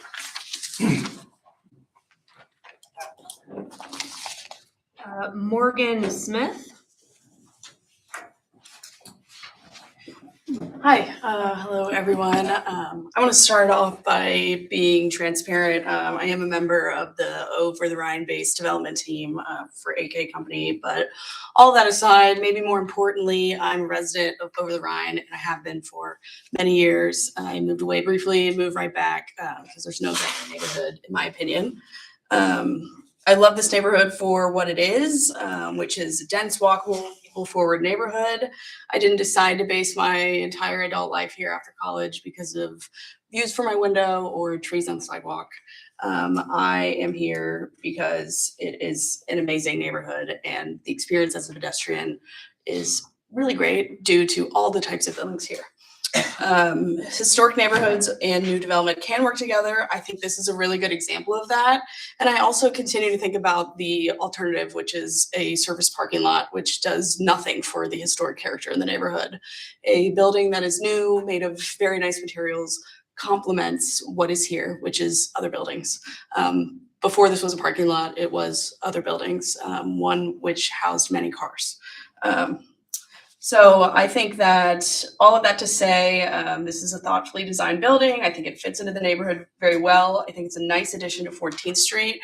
And, you know, there are a range of heights as we can all see. We can all agree on that. But I think this building will be a nice pinpoint to make the pedestrian experience even better, connecting the rest of Over the Rhine. So nothing else to add. Thank you all so much for your time and whoever's next. Thank you. Next is John McEwen.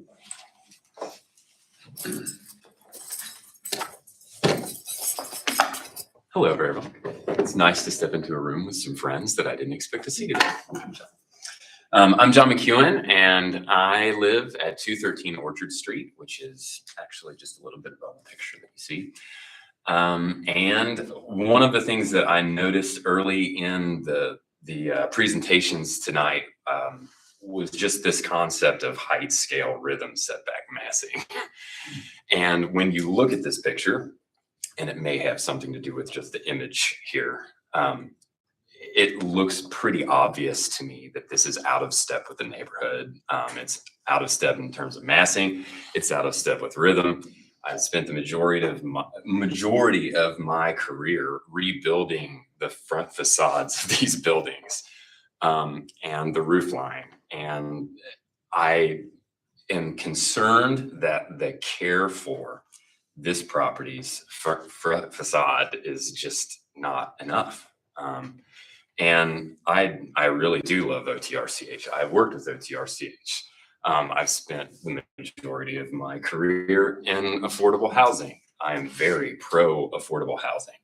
I am not pro the look and the sizing of this building from the standpoint of the historic guidelines. And I think when you look at these and you look at the guidelines, I do not believe that it is a charitable assessment of the guidelines. That's all I have to say. Thank you. Bonnie Newmeyer.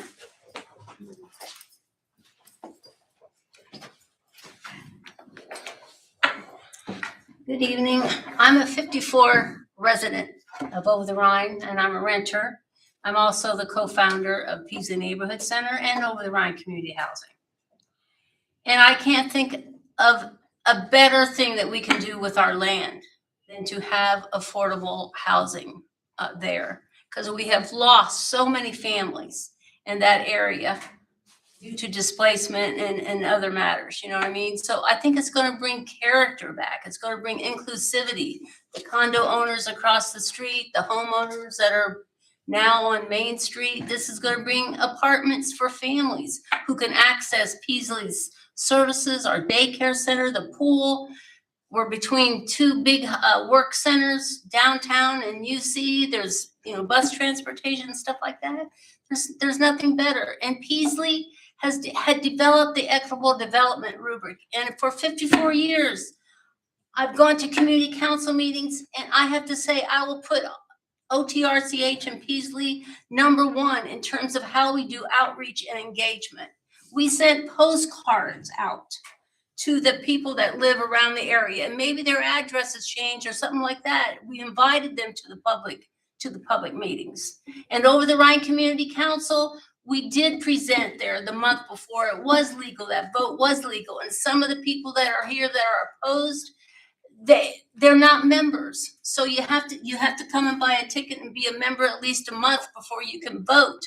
And I'm sorry they weren't members before. And maybe they'll get involved now. So the massing and scale and thing, you know, we're following the guidelines. And I just hope that you can see, I mean, the culture, there's gonna be a mix of housing types, of people, Black and white, young and old, families. I mean, it's gonna be culturally a chance for us to bridge differences in the community at this street with what we do at Peasley and the intention. I'm hearing everybody say they're for affordable housing. So you know, this is an opportunity. We won the low-income housing tax credit money. And Peasley with the parking, I mean, we have tenants that have employees that use our parking. So we didn't want to totally lose our parking spaces. And the people that come and bring their kids to the daycare center, they use the parking. And it just happened because we, for years, never charged for parking at our lot until people started parking there and breaking our chain, that we ended up deciding to go have a parking thing so we can earn some money. And we like that. It supports the programming at Peasley. And I don't think there's nothing wrong with that. And that's why at Peasley, we said we would like to be able to keep our parking spaces. So, yeah, I hope that you will see the beauty of this and what this is an opportunity. And we're so lucky to have 3 groups working together that wants to preserve community assets as well, bringing people back on that street. And the woman, Morgan said, we got 2 surface parking lots. I have to say, it's an eyesore. I mean, I'm glad there's going to be something beautiful there instead of a surface parking lot. So I hope you'll support this request. Thank you. Chris Atema, sorry, correct me. It's rarely pronounced right, but you did. It's Adama. Thank you. Good evening, everyone. My name is Chris Adama, and my husband and I own Unit 4A at 214 East 14th Street, across from the proposed June's Place development. We chose OTR, came from out of state, love the neighborhood because of the historic architecture. Its scale, the feeling of being part of a neighborhood that has real character. We specifically bought the 4th floor unit that faces 14th Street because of the views, not just the skyline, but the rooftops, the facade, back, sides, rears, and Old St. Mary's Church, as well as the steeple. The proposed building that we've seen these renderings of would largely replace that view. It would create a massive structure that does not, in my opinion, contribute meaningfully to the historic character of the block. Our objection is not with the mission of the project. Our objection is with the current height, the massing, and the architectural design. It feels too large, too flat, too industrial for this neighborhood. It does not appear to respect the rhythm, proportion, or architectural detail or visual richness that makes Over the Rhine worth preserving. We respectfully ask that the board would not approve the current design submitted and ask that the applicant reduce the height and massing and return with a facade that truly respects the historical integrity of the neighborhood. I think all of the residents on our block, me included, believe that June's Place can provide needed housing, but still be beautiful, an appropriate addition to 14th Street. Thank you. Thank you. Jacques Leroy, were you sworn in when you came in? No, I wasn't. If we have anyone who's still hoping to speak who was not sworn in, could you please stand at this point and take the oath by the board's attorney? Swear to tell the truth, but the whole truth and nothing but the truth. Just saying. Yes. Yes. Perfect. Sorry, I missed that some of you hadn't. Thank you for your honesty. Thank you. Okay. What would you like to tell us? Well, first, it's great to see that everybody's here for the same interests. We care about OTR, we care about history, and we care about the culture and what it represents. And just to make you understand my perspective is, I'm not from here. My accent might say it, but and my name also. But I had the pleasure to live in beautiful cities, Paris, Milan. And when I moved here, I was kind of stepped back. Cincinnati, why?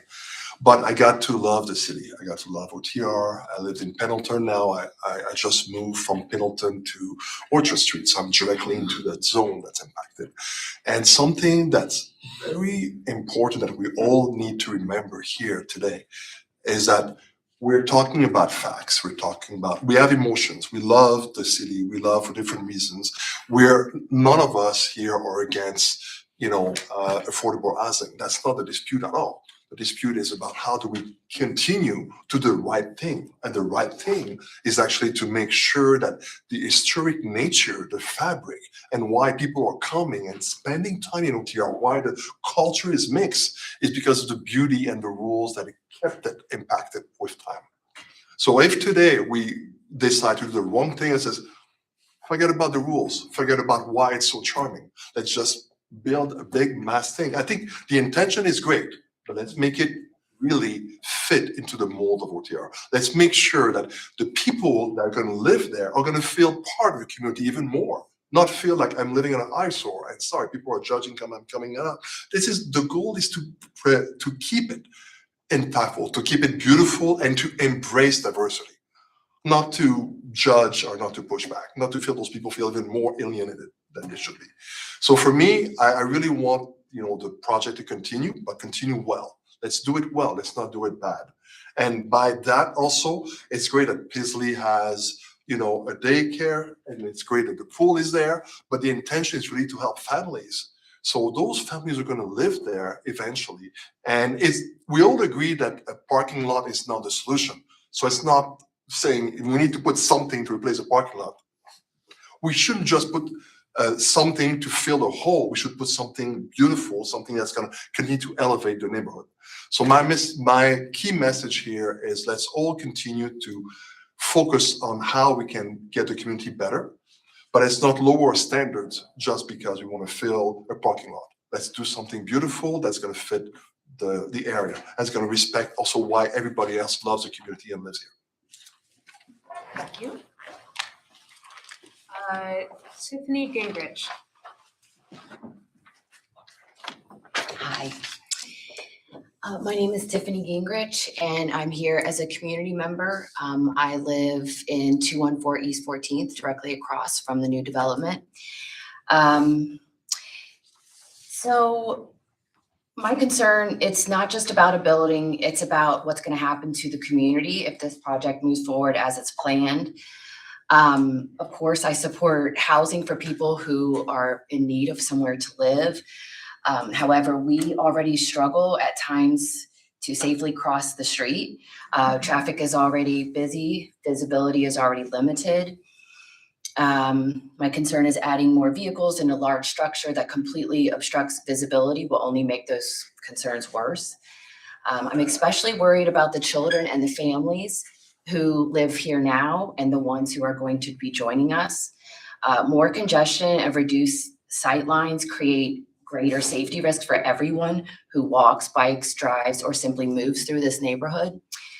My biggest concern is that this area is already under strain, and adding significantly more traffic and activity will make it increasingly difficult for residents to live here safely and for us all to live cohesively. Actually, I'd just like to speak from my heart for just 1 second, is just everyone that I know back here, we are all actively involved with the community there and people who do not have homes, and we are all trying to do our part.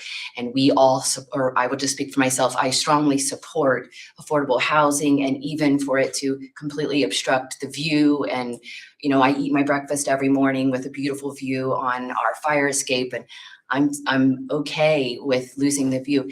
I am afraid for what's going to happen to the children and to everybody that is trying to just live safely there. So I respectfully ask you to carefully consider the long-term impact this project will have on safety, on the traffic, and the quality of life of the people who call this community home and the people who are going to be joining us.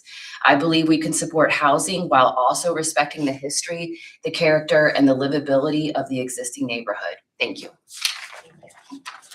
I think that's everyone signed up for public comment for this item. Please let me know now if you have not been called and wish to speak on it. Thank you everyone for coming and giving comment. I know some of you, it may have been your first time, and I know it's scary, so thank you for coming and doing that. And also thank you all for being very timely. We don't have to cut many people off. I like it. Okay, is there anyone that you wanted to cross-examine, or do you have a rebuttal? No cross-examination, Madam Chair, but we do have 2 rebuttal witnesses we'd like to present, please. Okay. First, we would call Ms. Jennifer Summers, please.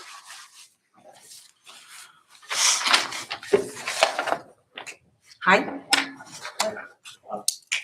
Ms. Summers, what is your relationship to this project, please? I am the Executive Director of Peaslee Neighborhood Center, and on the project team as such. Ms. Summers, there's been some suggestion this evening that community engagement was not adequate. Could you just summarize for the board the community engagement efforts that Peaslee took, please? I think the first thing I want to say is that Peaslee Neighborhood Center, we have a board of directors, we have many families, moms, grandmothers who are very involved both in leadership at Peaslee and in using our building day to day. So everything that we do, or we do our best to have that be as inclusive and collaborative as possible, because moms from the neighborhood saved this building and these properties, 40 plus years ago for long-term community use, and we take that very seriously. So when there was a possibility of doing a project, we actually had to do a lot of discernment. So we did initial meetings with over 40 people that were involved, used the space, all of that, just to determine if we were even going to move forward with this project, if we were even going to do a development, if that would be a thing that was advantageous and the highest and best use of the property that we are committed to caring for. And that work really took place through the end of 2025, because if we were going to move forward with trying to, get funding for the project, that application through LATEC was in February of 26. And then that application went forward. Then we immediately, before that application was even submitted, we started community engagement sessions, just info sessions in our lobby, which, is less than 500 feet from everybody who spoke here today. Our way that we were looking at that was to do community engagement kind of inside out, people closest and using the space the most. So we started with all of our families that come in and out of the Peaslee building anytime year round, and tenants and extensions of tenants who come for community meetings and all of that. And then we set up another one in March, another one in May, and we sent out postcards to, just because it's sometimes difficult, people move, or condo owners, we used the auditor's website and sent out 29 postcards to anybody who was on our block face or adjacent so that they would know well ahead of when people typically get your yellow card. And we hosted those open sessions and then went to the Over the Rhine Community Council, invited them to the May 7th session, went back to the Community Council again, met with HOA members behind us in private meetings, met with the OTR infill committee with communications starting as early as February, not a month ago. And then a sit-down meeting within the building in just last month. So we did a lot of that work because we know what it feels like to have nobody ever ask, because most of the folks we serve are in that position and have been in that position for many years. Ms. Summers, at any of those meetings, when you were speaking with members of the community, did you offer to make any revisions to the proposed project? Sure. I would say that we mostly did listening. And so some of the things that came from people asking us questions, like on our first meetings, we added slides to the slideshow. So for example, this is what the city requires and here's what we're doing, you know, across a broad spectrum of things, not just historic. Historic was one, and height was one, and density was one, and parking was one, and affordability was one, right? So some of those things we added so that we could answer questions for what we knew for how far along we were on the project. By the time we got to meeting, a sit-down meeting with the infill committee, that was a hard meeting because we could not get past the story. You need to lop off a story. And if you can't lop off a story, there's nothing else for us to talk about because that's everything. And I said, well, aren't there other things? And so that was a challenging meeting because we could never get to any of the other things that we could potentially work on. We're an educational institution. We like rubrics. We built rubrics for equity, you know, because of our experience in the neighborhood. So we asked in that meeting, hey, all we could do was, or try to do, was hire like a professional architect through GBBN who has done this many times, Over the Rhine Community Housing, and AK who has done this many times. But could you tell us, how are we doing out of 10 on the rubric? So we see, do we have an F? Do we have a C? Do we have a B? And what's movable and what's not? And we couldn't get anywhere with that. And that would have been helpful. We could have maybe done some things. So that was very challenging. Can you speak to why reducing the number of stories seems to be a non-starter? I can do it, but. The best witness is, Madam Chair, that really goes to the programmatic needs of the overall operation, which we viewed as outside of this board's scope. We're happy to provide background information on that. If the board would like to hear it, it would best come from Mr. Eilerman, who's the real estate director at Over the Rhine Community Housing. Okay, we can wait until you're done with your rebuttal and then we'll have more questions. Those are all the questions I have for you, Ms. Summers. Thank you. Thanks. May I inquire, Madam Chair? Yes, you may. Ms. Summers, you heard some people talk about how they didn't know anything about this until about a month ago. You're not questioning their authenticity or their honesty that they didn't know anything about this until a month ago.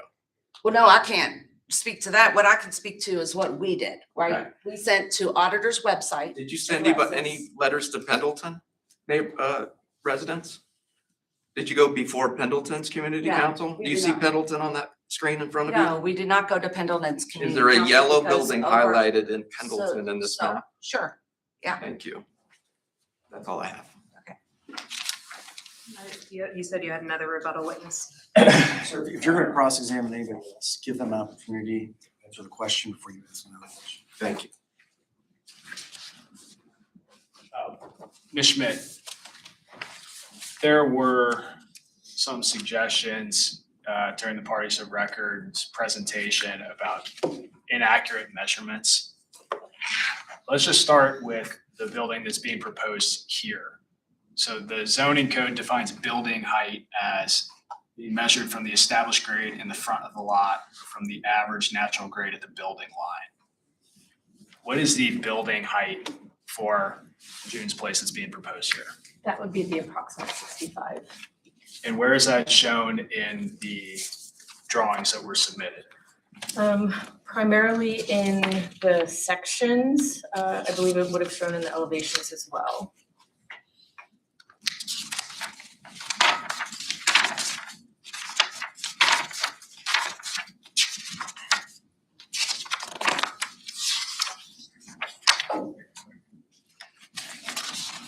So that's page 12 of the applicant submission? So what number is shown there between the ground and the top of the building? 64'11". There were some suggestions that the applicant team's calculation of surrounding building measurements was inaccurate. Could you just explain how were those approximate building heights determined? So we typically use Google Earth for a lot of that work now. It helps us get an approximation of building height, trying to look at roof lines, things like that. And that is our resource for finding some of that. Is that a standard practice at your firm? There were some suggestions that the renderings, the 3D renderings of this project were inaccurate. Can you explain how those renderings were created? So those renderings are created often between a number of softwares, depending on what type of rendering we're trying to get. Again, we often use Google Earth and 3D massing programs to try to put those together. It also can include photographs of the space and again, trying to line up as best we can to show the impact of the design in space.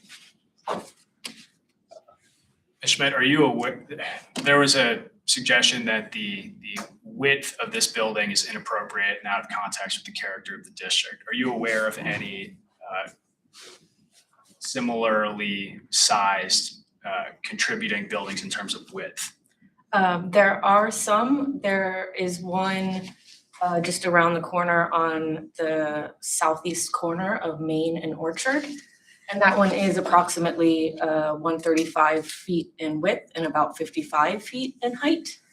And that is for the length of it on Main Street. You can kind of see it, an aerial view, and it's not highlighted, but it would be in the top left corner. There are some others on Walnut Street, but that would be the most easily understood with experience. Thank you, Ms. Schmidt. Mr. Eilerman, could we ask you a few questions, please?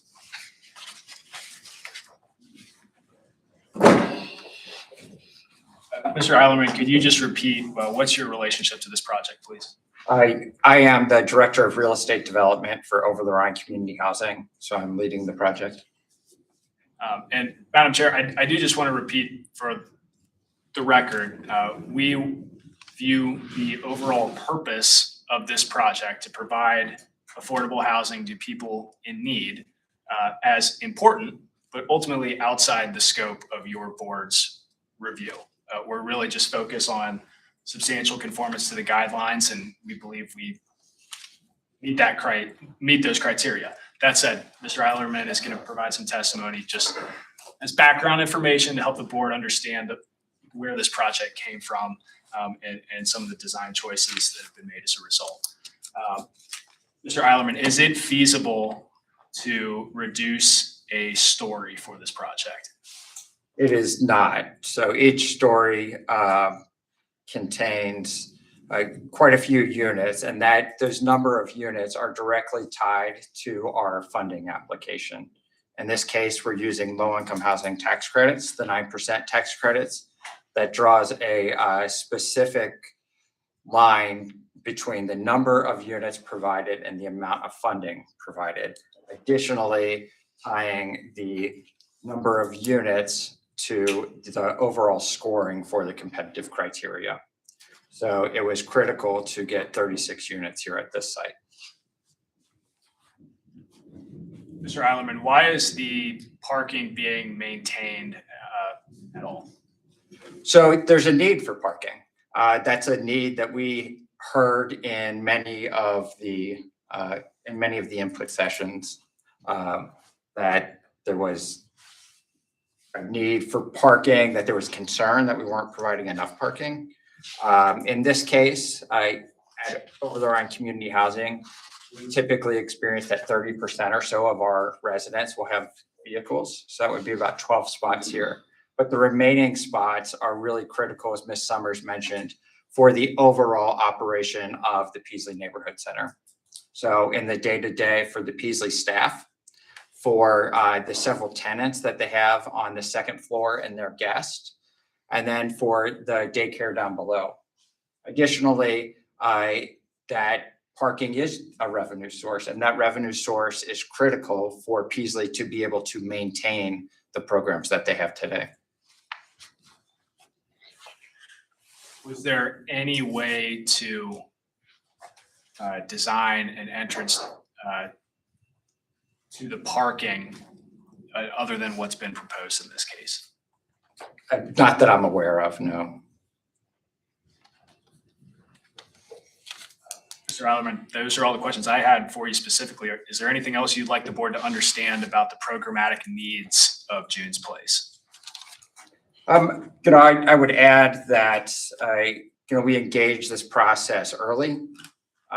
We engaged city staff early to really get understanding of what we might be allowed to build here. And it was under that understanding of engagement with staff, of engagement with GBBN, who's done so much work here in the neighborhood, that we arrived at the understanding that we could build up to 6 stories. That the context was the buildings across the street. And that is why we went down that path so long ago. Thank you. Do you have any additional rebuttal witnesses? We do not. Okay, next will come closing. Can I ask one? Yes. I don't know that I know the answer. I'd like to know the answer. Isn't it true that you could still have 36 units, but if you reduce the size of those units, like reduce from 4 rooms to 3 rooms, you don't have to have as many 4-room bedrooms, 3-room bedrooms, 2-room bedrooms, and you could still make the 36 number? No, the way that the funding works, you have to outline that specifically, and the number of bedrooms is once again tied into kind of threshold and point requirements. So it's the number of people, not the number of rooms? It's the size of the unit. So the number of bedrooms is specifically how it identifies those. So you could divide up the number of bedrooms into the total number of residents. If there were only 1 bedroom per unit, how many bedrooms would there be? How many units would there be? If we're counting by bedrooms instead of units. Oh, let me try to clarify that. So the criteria, the application criteria says, all right, you must have at a minimum a percentage of 3-bedroom units, right? So it's not individual bedrooms, it's larger size units versus, so 3-bedroom units versus 1-bedroom units versus studio 2 or 4 bedrooms. I apologize. So when you came, you come to the board wanting this project, you knew you needed 5 stories. Yes, Okay. yeah, when we came to this board, yes. All right, thank you. Okay, before we move into closing statements, which are the last order of operation here, party of record will go first, applicant second. Are there any questions from the board for staff, applicant, party of record before we? I had just hopefully a really easy, short question for staff, perhaps. Staff. How long has Ziegler Park been there? What does it date to? I'm sorry, what was that? Ziegler Park, how old is that? Ziegler Park. I I don't know off the top of my head. I mean, it was renovated extensively recently, but I don't know when it was initially established. 2016. Because that's not his, thinking his historical question was really why I was directing it your way. I don't know if I.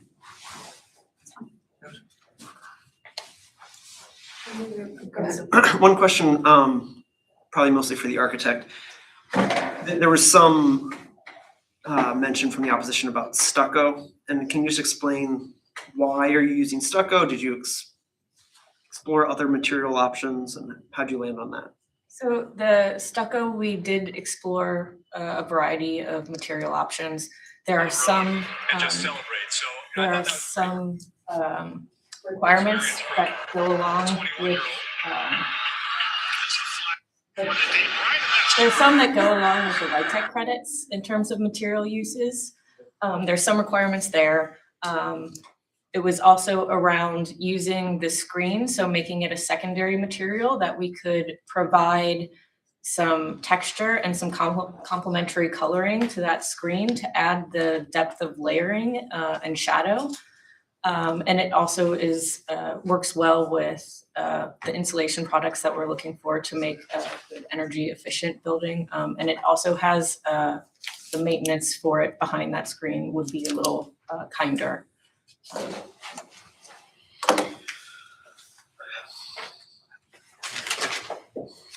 Okay, I think we're ready for closing statements. Party of record goes first. So that will be your time. I'm not going to limit the time, but I do ask you to be both of you to be as brief as possible while getting all of the points that you would like to convey across. I'll be brief. Thank you all so much again for being here. It's hard being here, you know. It's been on my mind and heart for a long time. Personally, I was really bummed to not receive any outreach or be invited into this until a month ago. And I consider Jen and Mary and Ben and Mike to all like basically be friends. Correcting one thing that Jan Summers said, definitely the infill committee did not get outreach about this in February. Ben and I sometimes go to the same community cafe in Norwood. It's a pay what you can, amazing cafe. You guys should totally go to it for the life of the world. But we ran into each other. He mentioned we're doing a project and we will be reaching out to you. And that was the extent of it, you know, and then we didn't get reached out to until May. So that we basically bumped into each other. There was no input, very brief encounter. You know, I know that it's hard to say no to people that you like and trust and care about. And this has happened to me recently where I thought it was a great idea to do something and my friends had to push back. I wanted to do something to do a digital billboard in the historic district. And, you know, I thought we could advertise nonprofit causes and events, but also generate some ad revenue for my organization. And I had close friends say, can't get behind that, can't support that. So it's not, if you say no, it's not that you're being mean. You're doing something that is upholding the standards for everyone. I do not believe that there was like, you know, obviously we have all these party of record folks who have a concern, so clearly their concerns were not heard, even if there were meetings and input sessions.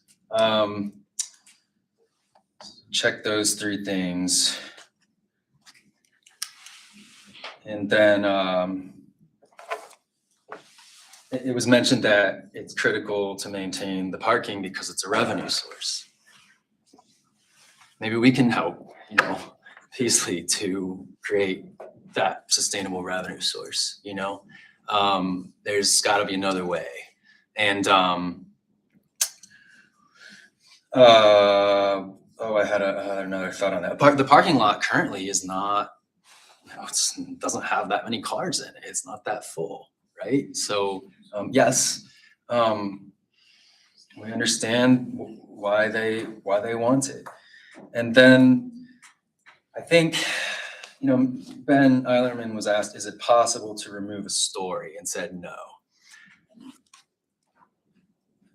First of all, parking really wasn't fully addressed in that, or why it's necessary to have the parking for the affordable housing. Again, the previous 3 projects that came before this board for OTRCH didn't have parking, and we didn't have these issues. Like, we supported those projects.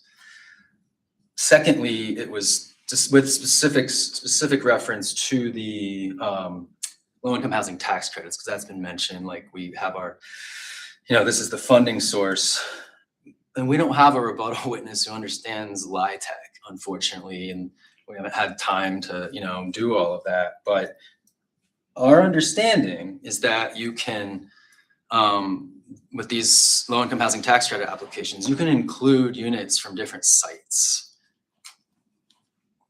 I'm looking at Ben to see if he's gonna nod or not, but I'm not getting any. I'm pretty sure that even the application that was submitted included units from different sites from OTRCH, correct?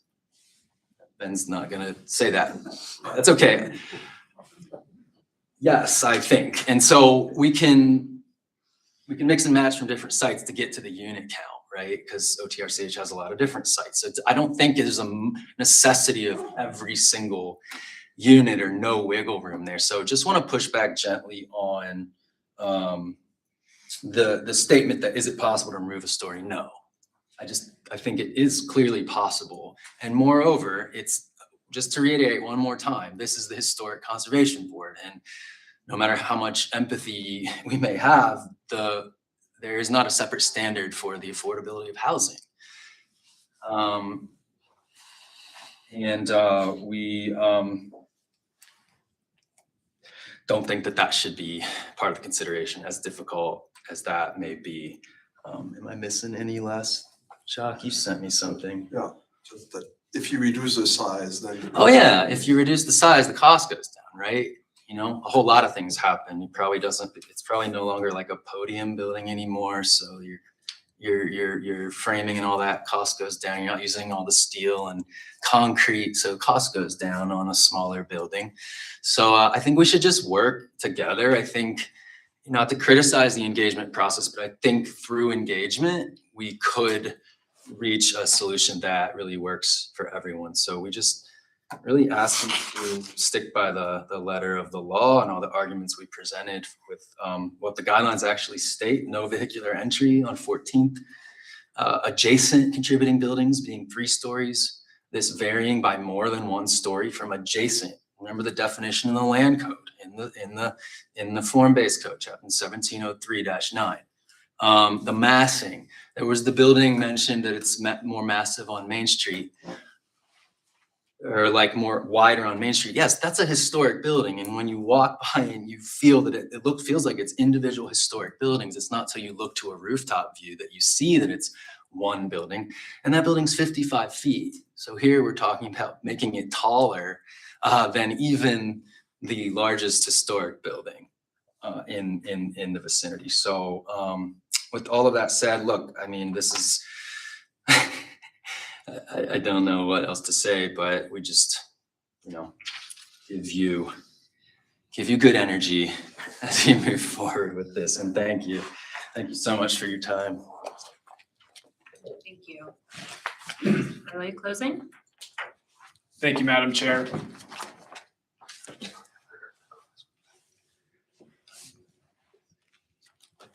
The applicant is not asking for any special treatment. They're not asking for you to make an exception. There is no double standard being applied here for affordable housing. That came entirely from the parties of record. You didn't hear any of that in our application, in our case in chief. Because what your actual standard of review is whether the proposal is in substantial conformity with the applicable conservation guidelines. The Over the Rhine Community Council, the staff report, and the applicant all respectfully submit to you that that standard is met in this case. And that is what this board is tasked to decide. not whether someone is going to lose their view over Ziegler Park, not whether there should be more people living in this area, not even whether affordable housing is a good idea, just whether the guidelines have been met. And this board is also not here to determine whether sufficient engagement has occurred. We submit that there has been extensive engagement in this case. There have been many community meetings. At the end of the day, the individuals who are opposed to this project simply do not agree that the building should be 5 stories. That's it. You heard from Ms. Summers that the Peaslee Center tried to have a discussion about other design changes. Is there anything else that they could do to get the community more comfortable with the design?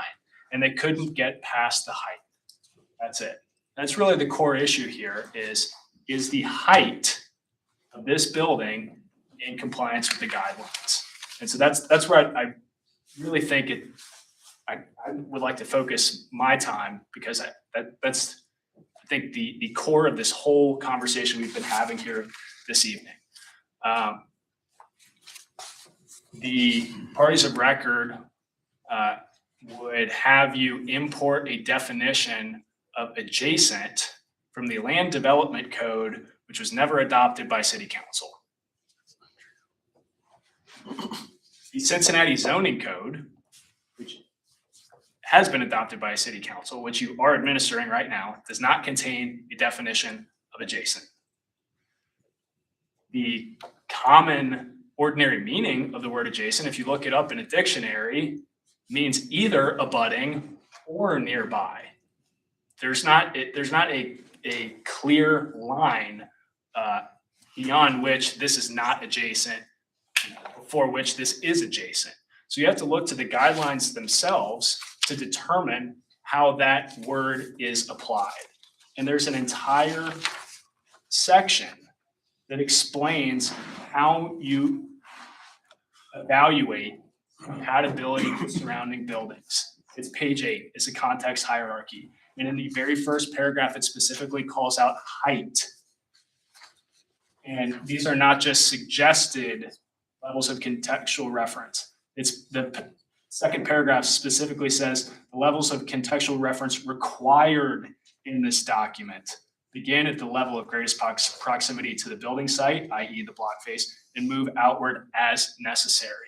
This is the section of the guidelines that answers the question, what buildings are we looking at? And as you heard from staff, as you read in the report, as you read in our letter, there are no contributing buildings that front on 14th Street in this block. So even if there was, even if you were to count that one building to the west, you still have what's in bold on page 8, the context hierarchy, quote, insufficient extant historic context, unquote. And it says if there are fewer than 3 non-monumental contributing buildings located within the applicable level of contextual reference, then there's insufficient extant historic context and the next level of contextual reference shall apply. So even whether you believe that the Pony is part of the block, the Pony building is part of the block face or not, you still move on to the next level of contextual reference. You still consider the opposite block face and the contributing buildings on the north side of 14th Street.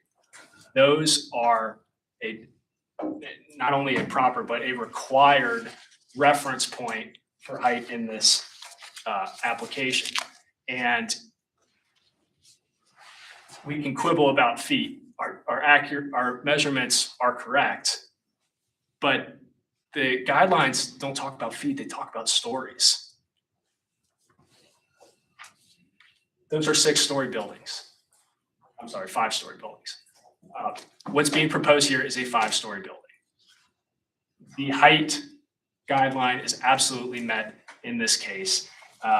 And would just echo everything that's already been said in the staff report as to all of the other guidelines, which are important, but clearly are not the core issue that the parties of record are concerned with. It's really about height. The best and proper reading of your guidelines is that we meet the height requirement. And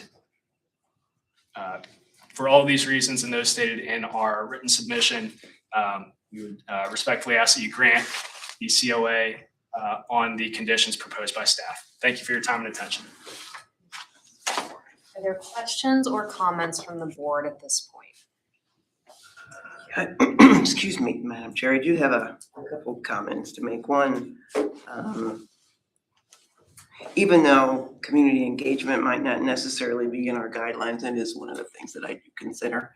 And I'm having a hard time coming up with a clear picture of how well the community was engaged. So that's one of my concerns. And then I think it's a lovely building. I don't think it fits there.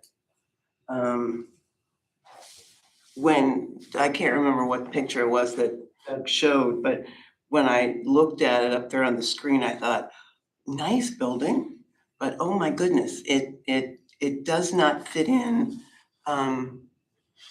with the neighborhood. It just doesn't speak to fitting in with the other buildings that surrounds it. And I just think it's too big. I do find it frustrating that we keep having this adjacency conversation. I wish that it wasn't as gray as it is in the code or in the guidelines. For me, the height isn't the only concern though. I would never consider approving stucco on a building that was market rate. And if we're not making concessions or changing our opinion on what's acceptable here because it is low income, I don't think stucco is an approvable material. The garage opening, I do not feel is in alignment with the guidelines. That opening, that setback, I think that that's difficult to reconcile. I also agree with Ms. Smith that this is an attractive building, but it does read as a block in many locations on the facades. And I think that is troubling, even if you get past the 5-story height, which again, I think is pretty gray in this case. I know that we've required buildings in the past to step down where they meet adjacent neighbors that are lower in height. And I think that this neighborhood in particular does have more of that residential scale, at least on the one block face. So those are concerns for me. Mr. Wilson, Ms. Garrett, do you have any questions or comments? I'll just say that this is a really hard topic. I think Danny said it well, that I think there are a lot of good people and it's hard to be on one side of this. When it comes to height, I think if you go and you stand on that parking lot and you look around, I am inclined to say the most relevant buildings are the ones to the north. They're the ones that frankly have the most presence at that site. So for me, I'm not that concerned with the height. But from a massing perspective, it's a big rectangle. And there's nothing inherently wrong with big rectangles. I keep looking at the old SCPA, that are now apartments in the lower right corner. It's a big rectangle, and it's one of my favorite buildings in the area. Obviously, it's big and it's on a park, so it's a little bit of a different setting, but it's not that far away. So I'm not necessarily opposed to big rectangular buildings. And I think that at the site, that you've got tall buildings immediately adjacent to it. I think across the street is, in my non-technical understanding of the term, it is adjacent. But I am a little bit concerned about some of the materiality. I'm just afraid that the stucco and the metal perforations aren't going to age well. I would love to be proven wrong, but so I have some concerns about that. But I also know how hard these projects are to move forward. And I know the developers are trying to balance so many different constraints. And they're getting input from so many people saying more of this, less of that, more parking, less parking, more units, fewer units. And I think that they're trying to meet a lot of frankly irreconcilable demands that they're hearing from people. So I'm sympathetic to the situation they're in, and I want this project to move forward in some capacity. I don't know if it's true that you can't remove a floor. I don't know if there's really anything that would satisfy the neighbors though. And so in that sense, I'm kind of inclined to just let it move forward as it is. But if there is a way to change the massing in a way that would satisfy some of the neighbors' requests, I think that it would make it for a better neighbor. But I don't know if that's possible at this point. Well, my comments in agreement with both of you, the materiality, the parking garage, that part of it, I'm less concerned with the actual height, but just the mass that comes off the design, I think. I just do not think it fits from the fabric of the neighborhood, but the historic district still has intact. I know it's infill. I asked a question about Ziegler Park, if that park had been there 150 years, those people, you know, always had a view. That's how I view historic districts back to the period of significance. I mean, I think the mission program was wonderful, but I just think this does not fit. So because we have some relatively new board members, there are probably 4 potentially appropriate motions here. One would be a motion to approve the application as laid out by staff. One would be to deny the application.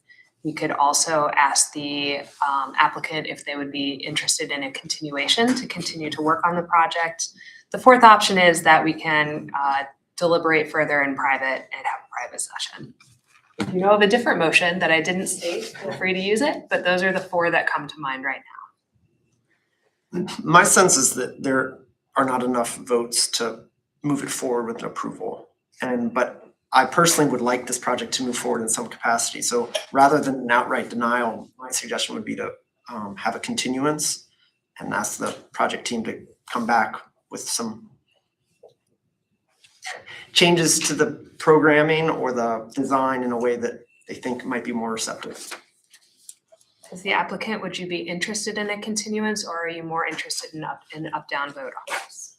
I believe we are open to a continuance at this point. However, time is of the essence here. There is a deadline for the applicant or for Over the Rhine Community Housing to apply for LIHTC in the fall, and there is design time leading up to that. So we would ask to come back before the board at the earliest opportunity that, you know, complies with the board's rules and procedure, please. We could rehear it as soon as the notices could happen. What's the soonest that would be possible, Mr. Owen? June 26th, July 2nd, July 31st.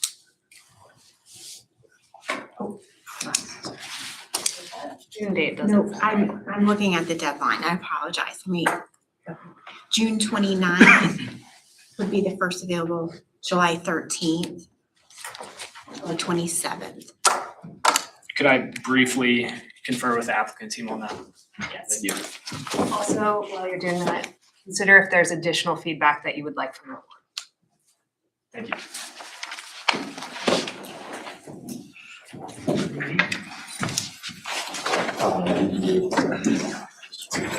Yeah. We can ask them.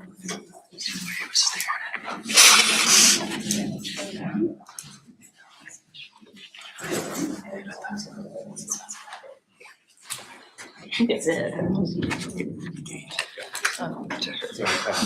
I think that's the. You guys laugh. I added my meter like 4 times. She's gonna give you her parking. Yeah. So we're gonna go free soon. Oh, I think this adds the deadline. Probably up now too. Right? These are the hearing dates. Just put it in.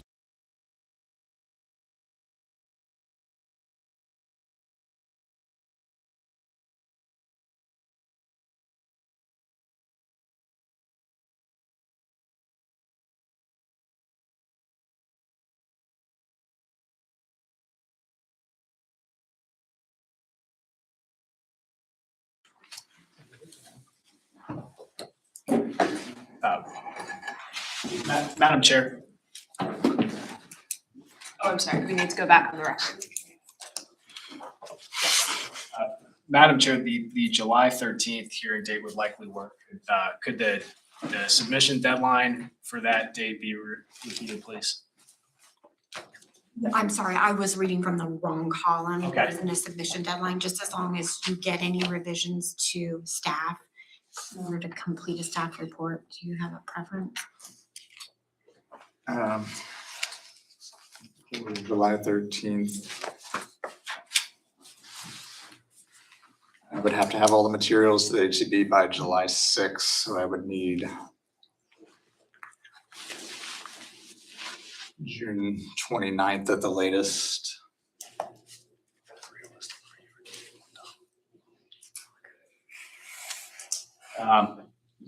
We might need to go to the next hearing date then, unfortunately. I apologize. Could we do July 27th? July 27th? And we can give you a continuance for up to whatever number of days, and if you can submit sooner, there's no problem doing sooner. Okay. Thank you.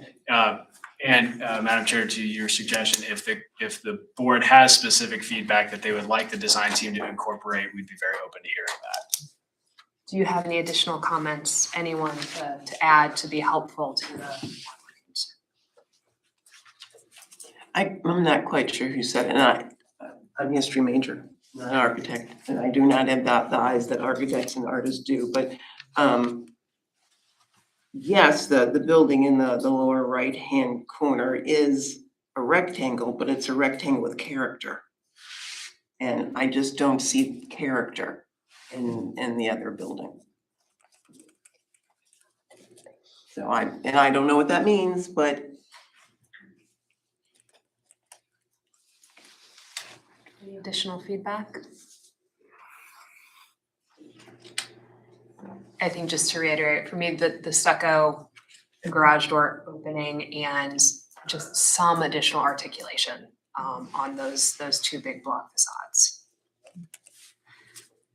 Okay, I will make a motion that we continue this item for up to 60 days to allow the applicant to continue working with the community and on the design before it comes back to the board. second. I will call the roll. Mr. Wilson? Aye. Ms. Garrett? Aye. Ms. Smith? Aye. The chair votes aye. I really hope there's a solution here that can make everyone satisfied with the result. We have one more item, item number 6. Thank you all. Thank you, Madam Chair. Item 6 is an application for a certificate of appropriateness for the demolition of 268 Stark Street. This is the existing the Stone Mohawk neighborhood does have sort of a unique setup among Cincinnati's historic districts where there are 2 zones. And this property is located in Zone 2. So essentially Zone 2 was added to the district as sort of a way for the community to be able to control new construction and development around the periphery of the primary block of the historic district. That being said, there are no relaxed guidelines for demolition in Zone 2. So it is the same general standards that are found throughout the rest of all of Cincinnati's historic districts. So this is the property as it appeared in May 2025. This is several months after the current owner purchased the building. Just some background history on how we got to this point. Essentially, we received a building permit application for the removal of the exterior siding of the building in order to evaluate the condition of the framing of this wood frame building on the interior. So that permit was approved only for the removal of the exterior siding for that examination. The work that actually occurred on that building was significantly more than removing the exterior siding. As you can see, this is the current conditions of the property. It involved removing a great amount of material of the building, and the primary reason granted for that happening was due to the condition of that framing. Once they got in there, the majority of the wood, especially on this back corner, was rotten, and was likely not going to keep the building standing for much longer. So stabilization work was undertaken at that point by the applicant. And again, there were no permits issued for any of that stabilization work. So stop work orders were issued by the Department of Buildings and Inspections in November. And then the applicant subsequently submitted the wrecking permit in March of 2026. So that being said, there was a substantial amount of work done on the building without permits. It's likely that all of this work would have been necessary even if permits were acquired, just due to the condition of the building. There were historically orders on this property going back to at least 2008 under a previous owner, related to the condition of the building and openings, elements getting into the building. There was a hole in the roof where water was continuously leaking through to the ground. That was on that back corner where the majority of this rot was discovered. So those orders were ultimately closed. However, the damage had already been done to that building. It's not clear how watertight the building was made after those orders were cleared. But regardless, the current owner did purchase this building in 2025 with the intent of rehabilitating the building.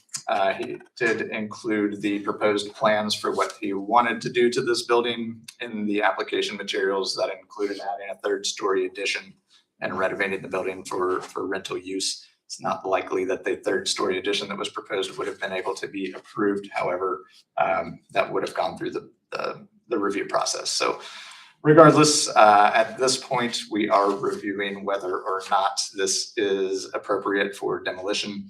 And in order to make that determination, we have to look at the economic viability of the property. There have not been emergency orders for demolition issued of this property. It does have condemnation orders, but there are no emergency demolition orders.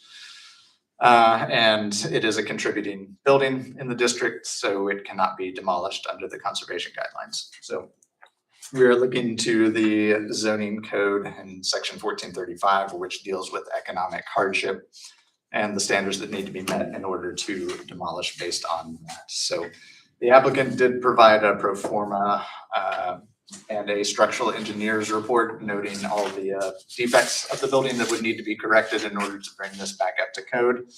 And the pro forma outlines the estimated costs for that work, as well as the potential return on investment that could be gained with a fully renovated building. So the applicant's economic analysis information was submitted to the Office of Strategic Growth, which in the past, the Department of Community and Economic Development had reviewed all of our economic viability arguments for demolitions. That department was recently disbanded, so the Office of Strategic Growth has now taken on those analysis. So under that OSG analysis, they looked at 5 potential scenarios for redeveloping the property, including redevelopment as a single-family residence, as well as a 2-unit multifamily building based on different types of funding sources. In those scenarios, the return on investment came back from the Office of Strategic Growth between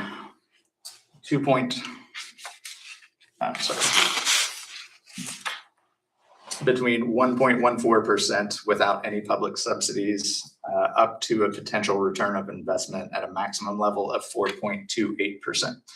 So that 4.28% return includes the use of historic tax credits, both the federal and the state historic tax credits, as well as tax abatement through the city based on multifamily housing. So the 4.28% is, as I said, based on those credits, as well as the assumption that the property would be able to be rented at a rate of $2 per square foot. So the OSG analysis also does concede that $2 per square foot would likely be a difficult rate to achieve in this area, considering the comparable property rates around this vicinity and its location on the edge of the district across the street from a tire shop and surface parking lot and some outdoor storage. So the Office of Strategic Growth did anticipate that $2 per square foot would likely not be feasible, and it would likely be below that. So considering the fact that that $2 per square foot is not likely to be commanded, and that the 4.28% is based on that rate, as well as based on the assumption that federal and state historic tax credits will be granted. Federal tax credits are not competitive. They can be granted at 20% of the eligible rehabilitation cost to any property that meets the Secretary of the Interior standards.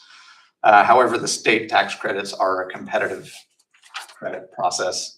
So not every project is guaranteed to get the 25% state tax credit. So this was a tough decision on this recommendation, just because once you get to that 4% rate of the return on investment, that is for a historic district something that we would want to take a closer look at, as that could be something that could viably save the building. However, considering the questions that remain still on the availability of the state tax credits, as well as the high price per square foot that it was used in the analysis, ultimately staff decided that this was was not a viable economic return based on those numbers. So ultimately, based on the applicant's submittal and the analysis from the Office of Strategic Growth, staff did come to the determination or the recommendation that the board approve a certificate of appropriateness for the demolition of 268 Stark Street, including any revisions subject to staff review, with the following conditions: that no parking lot is approved as part of this demolition request, and any future parking lot on the site will require submission of a building permit in compliance with the zoning regulations and Mohawk Historic Conservation Guidelines. And that B, the building permits must be issued within 2 years of the decision date of the Thank you. Were you two sworn in? Yes. Awesome. Please introduce yourself and add what you'd like, and thank you for bearing with us through 5 other cases. No worries. My name's Miles Sinclair. We had full intentions of trying to bring this building back, and the further we got into it, it just kept getting more and more expensive and more issues that we didn't know we're gonna uncover. And it's brought us to this point that it's probably in our best interest to tear it down. Julie Fay, did you want to add anything? Yes, well, you probably have copies of the letters that several people from the neighborhood sent. And the one from myself, it says speaker, maybe I should say. And the one from the, sure, I get it here all day. From the Mohawk Neighborhood Community Development Corp. This is not part of the Over the Rhine district. This is a separate historic district that extended most of the features of the Over the Rhine district. This is a forgotten section of the world. And Beth Sugelbarger did the application in conjunction with the Brewery District. And most of that area along Micken there now that goes to 2 doors past the theater and includes Mohawk Place. That's part of the Mohawk Place Historic District, National Historic District. We worked with, as part of the brewery district and went to Columbus to advocate for that. And then they went ahead and did the local historic district. Stark Street is in the local historic district, but not in both districts. It's that extension. And most of the street is vacant. There's basically two structures on that side of the street, which is part of that local historic district. And both are pretty flimsy. The rest of it is basically vacant, where buildings had been torn down. I think our intention was more to have oversight over infill than to even think one way or the other about the two buildings that were there. They've been run down for years, and the gentleman who had it before bought it when he was in college, lived in it, and then rented it out, and didn't really have a lot of management control over it. There were a lot of homeless people going in and out, people with drugs. This is a kind of a drug area, unfortunately, drug and prostitution. So this building and one other one are all that were there. This one was definitely the flimsiest looking. And I live in the other part of Over the Rhine. I've been over the Rhine since '91, but I'm trying to redo the Imperial Theater, and I did the building next to the theater that was vacant for 20 years. The theater's my 43rd historic tax credit project. I think I'd have a hard time finding elements in there to present to the state Historic Preservation Office as things worth saving.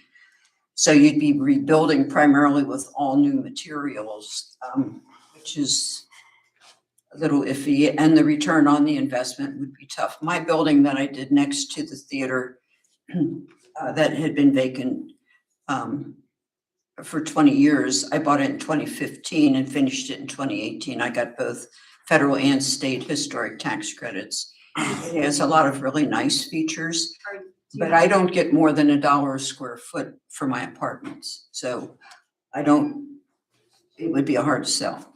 Okay. Are there any other really important? So the observations were from the board, from the Community Development Corp, and the individuals is, I'm going to quote from Bob Sailhorse here. Based on my observation of the building, it is unfortunately clear that this building cannot be saved and that it must be removed. I understand that historic structures must only be torn down as a last resort. No reasonable investment would allow this building to be restored to any functional use. Hopefully this building can be removed and the lot can support a viable development that will add value to the Mohawk community. And Bob himself has done quite a few infill and rehab projects. No infill, I'm sorry, rehabs. So Thank you for your time. yeah, thank you. Mr. Klingler?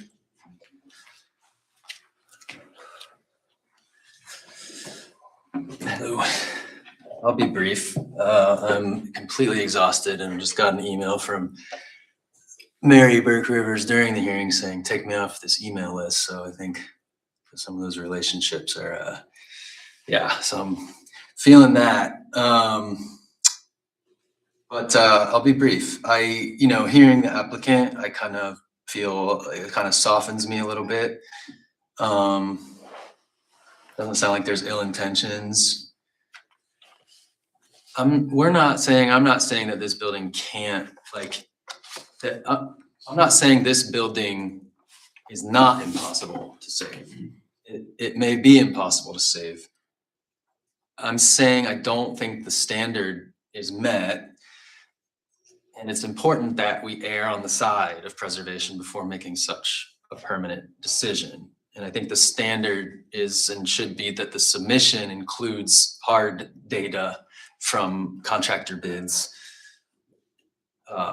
receipts or documents showing that the 45 grand in stabilization was actually put into the building as claimed. And bids for what it truly will cost. And I mentioned this that I reached out to the applicant 3 times, text and email, and didn't get any response. So all we wanted to ask is like, can we put eyes on this? Can we walk it? Because I have walked 2 or 3 in my career, even as someone who's sometimes viewed as a little extreme on preservation. I've walked 2 or 3 where we were like, oh, yeah, this is physically impossible to do. It would cost $1 million, you know, and that's what really we were looking for the opportunity to do, is to like put eyes on it, give an assessment, because I'm not convinced based on the application that it can't be done. And it concerns me that it was bought for, you know, a lot of money that could have been put into the stabilization. And then immediately like all this siding was removed. And so I think the visceral impact has to be on the board. Oh, this probably has to come down, but that's because of what we're seeing partly. And remember that part of that, I think, was done against the HC or the Urban Conservator's guidance. It wasn't supposed to remove that original siding. So how do we know that the structure isn't further compromised because work was done that was not permitted? So I just have questions, and it's not that this application shouldn't be approved, but I don't feel that it should be approved now, because I think all applicants, before we permanently lose a historic resource in the district, should be held to a standard of like, again, real hard data. Here's why this cannot be done. I mean, I was frankly a little bit shocked by some of the numbers showing you could make a 4% return, because it's like, well, maybe this can be saved at a 4% return. That's maybe not current stock market levels, but that's making money, a little bit of money. So the last thing, you know, again, nothing personal towards the applicant. I've never met him before. Probably a good guy. I'm a little not concerned, but just like the fact that the applicant is part of a team that owns so many parcels around this. It's like, is there an intention there to, you know, to assemble a large site versus we really, really, truly have to take this building down? So I'll leave it at that. The rest is in the statement that we made. And yeah, thank you guys again for your time. Questions for the applicant or staff?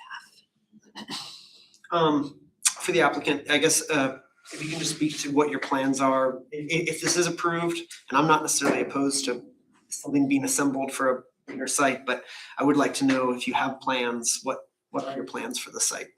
We don't have specific plans for that exact parcel, but next to it, I do own the 2 parking lots that connect to the 27-unit apartment building that I'm currently waiting next week to get my state and historic tax credits answer back. And then we bought the garage next door to that as well that connects to my building.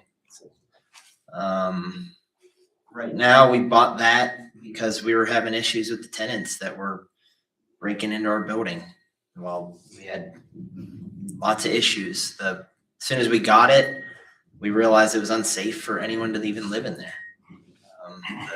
The previous owner wasn't putting it as a multifamily unit. He had it as a single family. He lived in there, but was probably collecting rent from 4 people that we had to evict or just asked to leave. Some of them left. Once we got the project, the demo project there, I met with a couple of the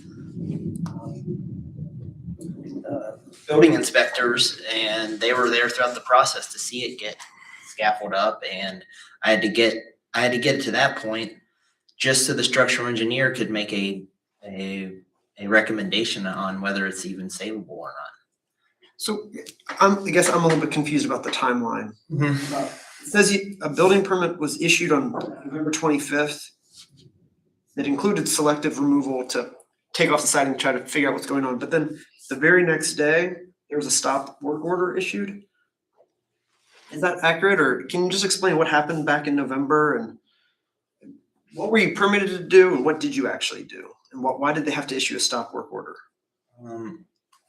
You know, some of this I'm new to, but I got a demo permit to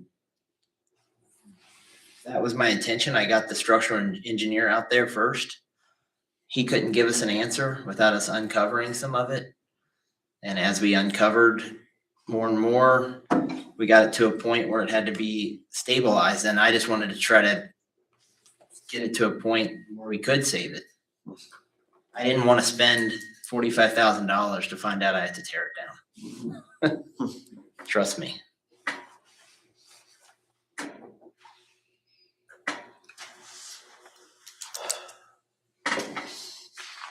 Additional questions or comments from the board?